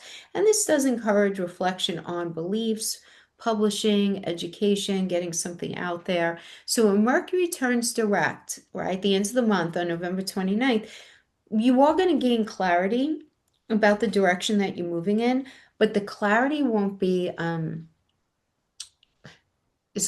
clarity won't seem fully clear. Does that make sense? So you're going to start to feel more clear. So you're not really going to feel clear until more like the second week of December, because that Mercury has to come out and shake off the dust, right? He's got to come out of his shadow period, right? But now from November 20th to December 2nd, we have Venus and Mercury retrograde. They unite in Scorpio, blending intellect and emotion in that ninth house. This is a very powerful time for spiritual renewal, reconnecting with your mentors or professors or spiritual leaders or anyone you ever learned from, or reworking a creative or educational project. This is great for studying all kinds, whether it's studying in school or studying for uh, learning more about politics or studying something having to do with religion. It's a very nice energy there. Now, Jupiter does station retrograde in Cancer in your fifth house on November 11th, and this invites reflection on creativity, on romance, how you express your joy. This might be inviting some sort of reflection when it comes to one of your children, especially your oldest child. Now, growth now comes through this inner fulfillment rather than external validation. So, trying to get to the bottom of something is very important here. So, the possibility of needing to go deep into something, again, regarding your children or relationship, and really asking, what's really going on here to prevent growth and happiness? in this part of my life, and being super honest with yourself. It's a great energy for that. Now, Saturn does station direct in Pisces in your first house around November 27th into the 28th, depending on where it is that you live. Um, but this is going to help to really ground your sense of identity after months of self-examination, because you've been going deep, you've been looking, right? And you're emerging with so much more clarity, Pisces, right? Discipline, emotional maturity. It's like you're feeling that you're just a very different version of yourself, which is amazing. Now we have this sub-narrative that's going to be playing out all month. So I'm not even going to give you a date because it's kind of relevant all month. We have this Pluto in Aquarius at 1 degree in the 12th house, opposing to Jupiter retrograde in Cancer in that late decan. It's in the last degrees. And so it's an out of bounds opposition. And those are very important. We should talk about those more. But this is really going to be revealing where unconscious patterns may limit your ability to express joy or creativity. And it's a reminder to release control and trust the natural rhythm of inspiration, of what it is that you feel moved by, right? This is really a really important energy to understand. Now, let's take it outside of the creative realm. Let's connect it to children for a second there. This is also a reminder to release control. When I say release control of your children, I'm not saying to let your children go and do whatever it is that they want, but to understand that there's got to be some sort of trusting in the natural rhythm of a situation that's going on with your children as well. You may resonate with that interpretation as well. And it really is kind of more about not trying to be very controlling of a situation, because that's not going to be helpful, right? This is more about trying to meet your child. And you know what, for that matter, this could even be your relationship, right? Because it's that fifth house, which is falling in love, love affairs, and relationships, right? Um, Meeting somebody where they're at and not trying to control something, right? And this is going to kind of be going on all month, okay? But at the very end of the month, on the 27th, we have this Uranus retrograde in Taurus in your third house, opposing Vulcan retrograde in Scorpio in the ninth house. And this is really highlighting some kind of mental breakthrough for many of you, where there's this shifting of beliefs or perspectives. And this can free you from outdated thinking, allowing your voice to carry some kind of new power. Now it's in the ninth house, so you may be changing your political views, your religious views. You may be changing your worldview, your truth. Um, you may be doing some changing in that space. So, in short, right, this November really is about balancing again that ambitious energy that you have with emotional authenticity, right? Career energy is definitely going to be surging, but home, belief, and communication themes are really requiring some reflection here. Like, what's going on at home? Where might you need to handle things a little bit differently? Where might you need to tweak your belief system and really pay attention to how you're communicating these things? And by the end of the month, you're going to have a much clearer sense of purpose and renewed understanding of what actually truly drives you forward. So that is what I have for you, my friends. I hope this was helpful in some way. Thanks for hanging out with me, and I'll see you next time. Bye-bye.